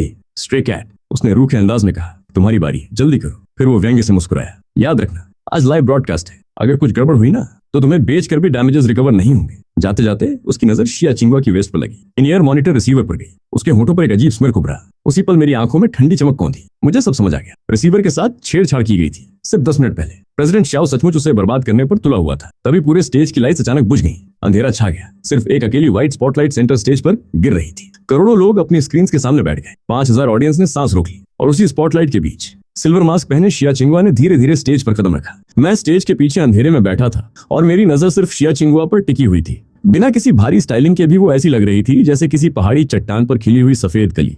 म्यूजिक शुरू हुआ। एक ऐसा गाना जो इस दुनिया में पहले कभी मौजूद ही नहीं था, अपवर्ड्स टू द मून। मैंने ये सॉन्ग इसलिए चुना था क्योंकि मैं उसकी सबसे खतरनाक वोकल टेक्निक्स और आसमान छू लेने वाले हाई नोट्स से सबकी बोलती बंद करना चाहता था। इस दुनिया में हाई नोट्स को अक्सर सिंगर की असली ताकत माना जाता था और यह सॉन्ग हाई नोट्स का माउंट एवरेस्ट था। इंट्रो एक एथेरियल हम से शुरू हुआ और जैसे ही शिया चिंगवा ने मुंह खोला, उसकी वो डायमंड जैसी क्रिस्टल क्लियर वॉइस पूरे हॉल में मौजूद हर इंसान को अपनी तरफ खींच लाई। मेरे होठों पर हल्की मुस्कान थी, लेकिन अगले ही सेकंड डिजास्टर हो गया। जैसे ही सॉन्ग अपने पहले ग्रैंड चोरस में एंटर करने वाला था, जहां परफेक्ट पिच के साथ बेहद मुश्किल की चेंज आना था, अचानक माइक्रोफोन से एक भयानक फीडबैक स्क्वील फूटा। इतनी तेज आवाज कि ऐसा लगा किसी ने सीधे कानों में चाकू घोंप दिया हो। उसके तुरंत बाद बैकिंग ट्रैक पूरी तरह कट गया। पूरा स्टूडियो एकदम साइलेंट हो गया। मैंने देखा शिया चिंगवा ने दर्द से अपने कान पकड़ लिए। उसका शरीर लड़खड़ा गया। वो लगभग स्टेज पर गिर ही गई थी। उसके ई पीस में अब म्यूजिक नहीं बल्कि करीब 100 डेसिबल की तीखी स्टैटिक नॉइज फट रही थी। लाइव स्ट्रीम चैट देखे बिना भी अंदाजा लगाया जा सकता था कि वहां क्या हाहाकार मचा होगा। कोई उसका मजाक उड़ा रहा होगा, कोई शक कर रहा होगा, कोई कंफ्यूज्ड होगा। वीआईपी बॉक्स में बैठे प्रेसिडेंट शाओ मॉनिटर को घूर रहे थे। शायद उन्हें लग रहा था कि ये सिर्फ इक्विपमेंट फेलियर है, लेकिन स्टेज पर शिया चिंगवा पूरी तरह डिस्पेयर में डूब चुकी थी। ना बैकिंग ट्रैक, ना वर्किंग एयरपीस, सामने हजारों लोगों की क्वेश्चनिंग आईज। चकाचौंध करती स्टेज लाइट्स के नीचे उसे ऐसा महसूस हो रहा था जैसे पूरी दुनिया ने उसे अकेला छोड़ दिया हो। उसने मुंह खोला, लेकिन आवाज बाहर नहीं निकली। मुझे पता था अभी उसके दिमाग में क्या चल रहा होगा। क्या सब खत्म हो गया? जो उम्मीद अभी वापस मिली थी, क्या वो फिर बुझ जाएगी? नहीं, ऐसा नहीं होने वाला था, क्योंकि मैं यहाँ था और जब तक मैं यहाँ था मैं उसे दोबारा गिरने नहीं देता। उसी पल मैं अपनी सीट से उठा और स्टेज की तरफ बढ़ गया। अंधेरे से निकलकर उस जगह पहुंचा जहां लाइट कभी नहीं पहुंची थी। वहां एक ब्लैक ग्रैंड पियानो रखा था, वही पियानो जिसे मैंने पहले से अरेंज करवा रखा था। मैं उसके सामने बैठ गया। मेरी उंगलियां हल्के से कीज को छू गईं। टिंग! एक साफ, शक्तिशाली और क्रिस्टल क्लियर पियानो नोट पूरे हॉल में गूंज उठा। उस एक नोट में अजीब सी शांति थी। ऐसा लगा जैसे किसी ने कैओस के बीच अचानक सबको काम कर दिया हो। वो आवाज सीधे ऑडियंस की फुसफुसाहट और शोर को चीरती हुई निकल गई। पूरा हॉल स्टन रह गया। तभी पीछे से एक बैकलाइट जली, पियानो रोशन हो गया और उसके साथ मैं भी। मैंने पिच ब्लैक हाफ मास्क पहना हुआ था। सिर्फ मेरी शार्प जॉलिन और नाइट स्काई जैसी गहरी आंखें दिखाई दे रही थीं। व्हाइट शर्ट की स्लीव्स कोहनी तक फोल्ड थीं और फोरआर्म्स खुले हुए थे। मेरी उंगलियां पियानो पर नाचने लगीं। एक के बाद एक नोट्स बहते पानी की तरह निकलने लगे। मेलोडी विशाल थी, ग्रैंड थी, ओरिजिनल ट्रैक से भी ज्यादा प्योर, ज्यादा सोल स्टिरिंग। मैंने हल्का सा सिर उठाया और स्टेज के बीच खड़ी शिया चिंगवा की तरफ देखा। वो अकेली थी, असहाय थी। मैंने एक शब्द भी नहीं कहा, लेकिन मेरी आंखों ने साफ संदेश भेज दिया, गाओ, मैं यहाँ हूँ। शिया चिंगवा मुझे देखती रही। उसकी आंखों से आंसू बह रहे थे, लेकिन उसी पल उसकी ईयरपीस की स्टैटिक जैसे गायब हो गई। ऑडियंस के डाउट्स गायब हो गए। उसके लिए पूरी दुनिया में अब सिर्फ पियानो था और मेरी उंगलियों से निकलती ताकत। उसने गहरी सांस ली, आंखें बंद की और एक बार फिर माइक्रोफोन उठा लिया। इस बार उसकी आवाज नहीं कांपी, बल्कि पहले से कहीं ज्यादा ताकत के साथ फूट पड़ी। मेरा पियानो और उसकी वॉइस ऐसे एक दूसरे में घुल गए जैसे हजारों बार साथ परफॉर्म कर चुके हों। जब वो हाई नोट्स पर पहुंचती, पियानो 10,000 दौड़ते घोड़ों की तरह गरजता। जब वो लो नोट्स में उतरती, पियानो हल्की बारिश की तरह नरम हो जाता। हमने कभी रिहर्सल नहीं की थी, फिर भी हमारी सिनर्जी इतनी परफेक्ट थी जैसे हमारी सोल्स एक ही रिदम में धड़कती हूँ। सॉन्ग अपने फाइनल क्लाइमैक्स में पहुंच गया। ये कलोराचुरा सोप्रानो के लिए अल्टीमेट टेस्ट था। शिया चिंगवा ने सिर पीछे झटका और लगातार 3 हाई नोट्स छोड़े। हर नोट पिछले से ऊंचा, हर नोट पिछले से ज्यादा चमकदार। ऐसा लग रहा था जैसे फीनिक्स राग से दोबारा जन्म ले रहा हो। पूरा हॉल कांप उठा। मेरा लेफ्ट हैंड हल्का सा फ्लिक हुआ। राइट हैंड कीज पर बिजली की तरह गिर रहा था। पियानो फॉरगेटफुलनेस रिवर के किनारे उठते कोहरे की तरह फैलता गया। मेरी उंगलियां कीबोर्ड पर ब्लर बन चुकी थी। मेलोडी तूफान बन चुकी थी और वो तूफान उसकी वॉइस को उठाकर बादलों से भी ऊपर ले जा रहा था। फिर बूम, आखिरी हाई नोट खत्म हुआ। पियानो अचानक रुक गया। शिया चिंगवा स्पॉटलाइट के नीचे खड़ी थी। उसकी चेस्ट तेजी से गिर रही थी। पसीना उसके गालों से बह रहा था, लेकिन उस वक्त वो किसी सिंगर जैसी नहीं लग रही थी। वो ऐसी लग रही थी जैसे कोई वॉर गॉडेस जीतकर बैटलफील्ड से लौटी हो। पूरे ऑडिटोरियम में 5 सेकंड तक डेड साइलेंस रहा। फिर अचानक पूरा हॉल फट पड़ा। Thunderous applause, screams, cheers. ऐसा लगा जैसे छत उड़ जाएगी। ओह माय गॉड, क्या ये सच में इंसानी आवाज थी? वो पियानो वाला कौन था? इतना हैंडसम कैसे हो सकता है कोई? उस अकम्पानीमेंट ने पूरा शो बचा लिया। ये डिजास्टर नहीं था, ये तो मास्टरपीस था। मम्मी पूछ रही है मैं लाइव स्ट्रीम देखते हुए घुटनों पर क्यों बैठा हूँ। तीनों वेटरन जजेस अपनी सीट से उछलकर खड़े हो गए। एक्साइटमेंट में उनकी आवाज तक कांप रही थी। ये इस साल की बेस्ट परफॉर्मेंस है, एक जज चिल्लाया। दूसरा तुरंत बोला, साल की नहीं, पूरे दशक की सबसे mind blowing live performance. Backing track नहीं था, इक्विपमेंट फेलियर था, फिर भी इन्होंने प्योर टैलेंट के दम पर डिजास्टर को म्यूजिकल मिरेकल में बदल दिया। शिया चिंगवा ने अपना ईयरपीस उतारा और पियानो के पास खड़े मेरी तरफ देखा। मैं धीरे धीरे खड़ा हुआ। मैंने बो नहीं किया, बस शैडो में खड़े होकर धीरे से ताली बजाई, जैसे उसे उसकी जीत की बधाई दे रहा हूँ। एक सच्चे आर्टिस्ट की तरह मैंने वो चमकता हुआ मोमेंट पूरी तरह से सौंप दिया। मुझे स्पॉटलाइट नहीं चाहिए थी, मैं बस पर्दे के पीछे खड़ा वो इंसान बनना चाहता था जो उसे ऊपर उठाए। बैक स्टेज में प्रेसिडेंट शाओ का चेहरा आसानी से इमेजिन किया जा सकता था। उसके हाथ का वाइन ग्लास शायद कब का चकनाचूर हो चुका होगा। ये पियानो प्लेयर आखिर आया कहाँ से? उसकी दहाड़ें शायद पूरे लाउंज में गूंज रही थी। पता लगाओ, अभी पता लगाओ, वो मास्क वाला आदमी आखिर है कौन? शो खत्म होने के बाद शिया चिंगवा सेलिब्रेशन पार्टी में नहीं गई। मीडिया और भीड़ के बीच से निकलकर वो सीधे उस नैनी वैन में बैठ गई जिसे मैंने पहले से अरेंज किया था। वैन की विंडोज पर 1 वे फिल्म लगी हुई थी जो बाहर की कैमरा फ्लैशेस और पूरे केओस को रोक रही थी। वैन के अंदर अजीब सी शांति थी। मैं पैसेंजर सीट पर बैठा था। मास्क पहले ही उतार चुका था। हाथ में वही पुराना नोकिया फोन था और मैं आराम से स्नेक खेल रहा था। जैसे कुछ देर पहले स्टेज पर बैठा वो चमकता हुआ पियानो गॉड मैं था ही नहीं। मेरे लिए जो कुछ हुआ था वो बस एक छोटा सा हेल्प था, उसे प्रोटेक्ट करने की प्रोसेस का एक नॉर्मल स्टेप। शिया चिंगवा पीछे वाली सीट पर सोई हुई शिहन को गोद में लिए बैठी थी। छोटी सी लड़की बैक स्टेज में आराम से सोती रही थी। उसे जरा भी अंदाजा नहीं था कि अभी अभी स्टेज पर कितना बड़ा ड्रामा हुआ है। मैं महसूस कर सकता था कि उसकी नजर लगातार मेरी गर्दन के पीछे टिकी हुई थी। उसकी आंखों में कंफ्यूजन था, डाउट था, बहुत सारे सवाल थे। वो God level piano skill, live broadcast disaster के दौरान मेरा काम रहना और हर चीज को कंट्रोल में रखने वाला वो ऑरा, ये सब किसी नॉर्मल लैंडलॉर्ड में नहीं हो सकता था। आखिरकार उसने साइलेंस तोड़ी। क्या तुमने पहले म्यूजिक सीखा था? उसने धीरे से पूछा। थोड़ा बहुत। मैंने सिर तक नहीं घुमाया। मेरा एक्सप्रेशन पूरी तरह कैजुअल था। एक बार वियन्ना गया था कबूतरों को खाना खिलाने। वहीं कुछ बूढ़े लोगों से 2-4 दिन सीख लिया था। मैं ज्यादा एक्सप्लेन नहीं करना चाहता था। पास्ट में ऐसी बहुत सी बातें थी जो उसे जानने की जरूरत नहीं थी। मैं बस उसकी शांति को सबसे सिंपल तरीके से प्रोटेक्ट करना चाहता था। शिया चिंगवा पूरी तरह स्पीचलेस रह गई। वियन्ना, कुछ बूढ़े लोग, 2-4 दिन। उसे शायद पता था कि मैं उसे टाल रहा हूँ। कार धीरे धीरे वुटोंग एली में एंटर कर गई। लेकिन आज की रात पूरे एंटरटेनमेंट इंडस्ट्री के लिए स्लीपलेस नाइट बनने वाली थी। Left hand pointing to the moon की लाइव परफॉर्मेंस वीडियो सिर्फ 1 घंटे में सारे व्यूअरशिप रिकॉर्ड्स तोड़ चुकी थी। पूरे इंटरनेट पर टॉप 10 ट्रेंडिंग सर्चेस उसी ने कैप्चर कर लिए थे। लाखों लोग उस मिस्टीरियस पियानिस्ट की आइडेंटिटी गेस कर रहे थे। लेकिन मेरे लिए ये बस डेली टास्क कंप्लीट करने जैसा था। मुझे फेम से मतलब नहीं था, मनी से भी नहीं। मैंने ये सब सिर्फ उसकी रक्षा के लिए किया था। घर पहुंचने के बाद मैंने शियान को गोद में उठाया और ऊपर उसके कमरे में ले गया। उसे प्यार से सुलाया, ब्लैंकेट ठीक की, फिर बाथरूम में चला गया। जब मैं बाथरूम में पहनकर बाहर निकला तो मेरे बाल अब भी भीगे हुए थे। पानी की बूंदें धीरे धीरे गिर रही थी। लेकिन स्टेयर्स के ऊपर पहुंचते ही मेरे कदम रुक गए। लिविंग रूम में शिया चिंगवा बैठी थी। उसके हाथ में कुछ डॉक्यूमेंट्स थे। उसका चेहरा शॉक से सफेद पड़ चुका था। आंखों में पूरा डिसबिलीफ भरा हुआ था। और वो डॉक्यूमेंट्स वही थे जो मैंने आज रात पहनी ब्लैक शर्ट की इनर पॉकेट में छोड़ दिए थे। घर आते ही मैंने वो शर्ट कैजुअल तरीके से सोफा पर फेंक दी थी। मुझे तुरंत समझ आ गया कि उसने उन्हें देख लिया है। डॉक्यूमेंट्स इंग्लिश और फ्रेंच में प्रिंटेड थे। ऊपर गोल्ड प्लेटेड लोगो साफ चमक रहा था। GMG global media group. एक फॉर्मर पॉप डिवा होने के नाते वो जीएमजी का मतलब किसी से बेहतर समझती थी। ये दुनिया का सबसे बड़ा मीडिया एम्पायर था। हॉलीवुड की आधी थिएटर चेन्स, यूरोप की सबसे बड़ी म्यूजिक कंपनी और इस दुनिया की ग्रैमी वोटिंग कमेटी तक इनके इन्फ्लुएंस में थी। और उन पेपर्स में जीएमजी ग्रुप के 51% कंट्रोलिंग स्टेक ट्रांसफर कन्फर्मेशन मौजूद थे। साथ ही सिन हुआंग एंटरटेनमेंट के ग्रेटर चाइना बिजनेस डिवीजन को एक्वायर करने का होस्टल टेकओवर प्रपोजल भी। मैं सिन हुआंग को खरीदना चाहता था, सिर्फ इसलिए नहीं कि बिजनेस एक्सपैंड करना था, बल्कि इसलिए कि शाओ टाई को उसकी कीमत चुकानी पड़े, ताकि भविष्य में शिया चिंगुआ बिना किसी रुकावट के म्यूजिक इंडस्ट्री में शाइन कर सके। क्या हुआ? मेरी आवाज अचानक उसके पीछे से गूंजी। मेरे बिजनेस एम्पायर में इंटरेस्ट आने लगा। मेरी आवाज में सीक्रेट एक्सपोज होने की कोई घबराहट नहीं थी, बस हल्की सी बेबसी भरी मुस्कान थी। शिया चिंगुआ चौंक गई। डॉक्यूमेंट्स उसके हाथ से फिसलकर फ्लोर पर गिर गए। उसने तेजी से पीछे मुड़कर देखा। मैं बाथरूम में स्टेयर्स के ऊपर खड़ा था। भीगे बाल, खुला कॉलर और नहाने के बाद की ताजगी अब भी मौजूद थी। उसका चेहरा तुरंत लाल हो गया। मैं जानबूझकर नहीं देख रही थी। वो हकलाने लगी।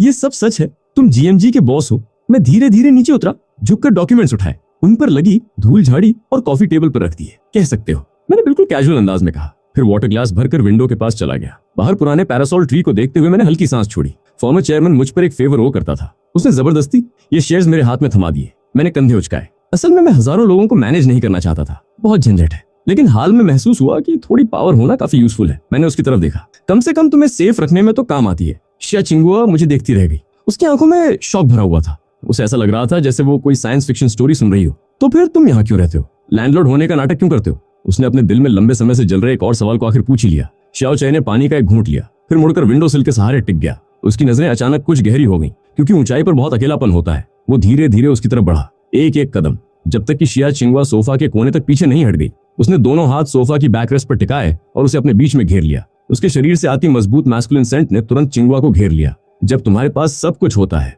उसकी आवाज धीमी और गहरी थी, तब तुम्हें समझ आता है कि ऑथेंटिसिटी सबसे महंगी लग्जरी है। उसकी नजरें सीधे उसकी आंखों में थीं। जो लोग मेरे पास आते हैं उनमें से ज्यादातर मेरे मनी या पावर के पीछे आते हैं, लेकिन सिर्फ यहाँ उसके होठों पर हल्की मुस्कान आई, उस ब्रेस्ड बीफ नूडल्स के बोल में। और शिहान को मुझे डैड कहते सुनकर मुझे सच में महसूस होता है कि मैं भी एक flash and blood human being हूँ। वो उसकी आंखों में गहराई से देखता रहा। उसकी आवाज में एक अजीब मैग्नेटिक अट्रैक्शन था। अब जबकि तुम मेरा सीक्रेट जान चुकी हो, बिजनेस रूल्स के हिसाब से जो लोग बहुत ज्यादा जान लेते हैं उनका आमतौर पर सिर्फ दो तरह का एंड होता है। शिया चिंगुआ का दिल जोर जोर से धड़कने लगा। उसने नर्वसली उसकी तरफ देखा। उसकी आवाज हल्की कांप रही थी। कौन से एंड? साइलेंस्ड। शिया चाई ने जानबूझकर एक खतरनाक एक्सप्रेशन बनाया। उसे डर कर पीछे सिमटते देख वो खुद को रोक नहीं पाया और हंस पड़ा। अगले ही पल उसकी आंखों में फिर वही शरारती चमक लौट आई। वो किसी चालाक पुराने लोमड़ी की तरह मुस्कुरा रहा था। या फिर उसने धीरे से कहा, पार्टनर बन जाना। उसकी आवाज नरम थी, लेकिन उसमें अजीब सी दृढ़ता थी। मेरे चारी ओर से हमेशा के लिए बंध जाना, फिर जिंदगी भर भागने का कोई रास्ता नहीं बचता। उसने हाथ बढ़ाकर धीरे से उसकी ठुड्डी ऊपर उठाई। उसकी उंगलियां हल्के से उसके गाल को छू गई। फिर उसने शांत लेकिन दृढ़ आवाज में कहा, मिस शाह, सिर्फ इसलिए कि तुम शिहान की मदर हो, मैं तुम्हें एक स्पेशल प्रिविलेज देने वाला हूँ। कैसा रहेगा अगर तुम मेरी वाइफ बन जाओ?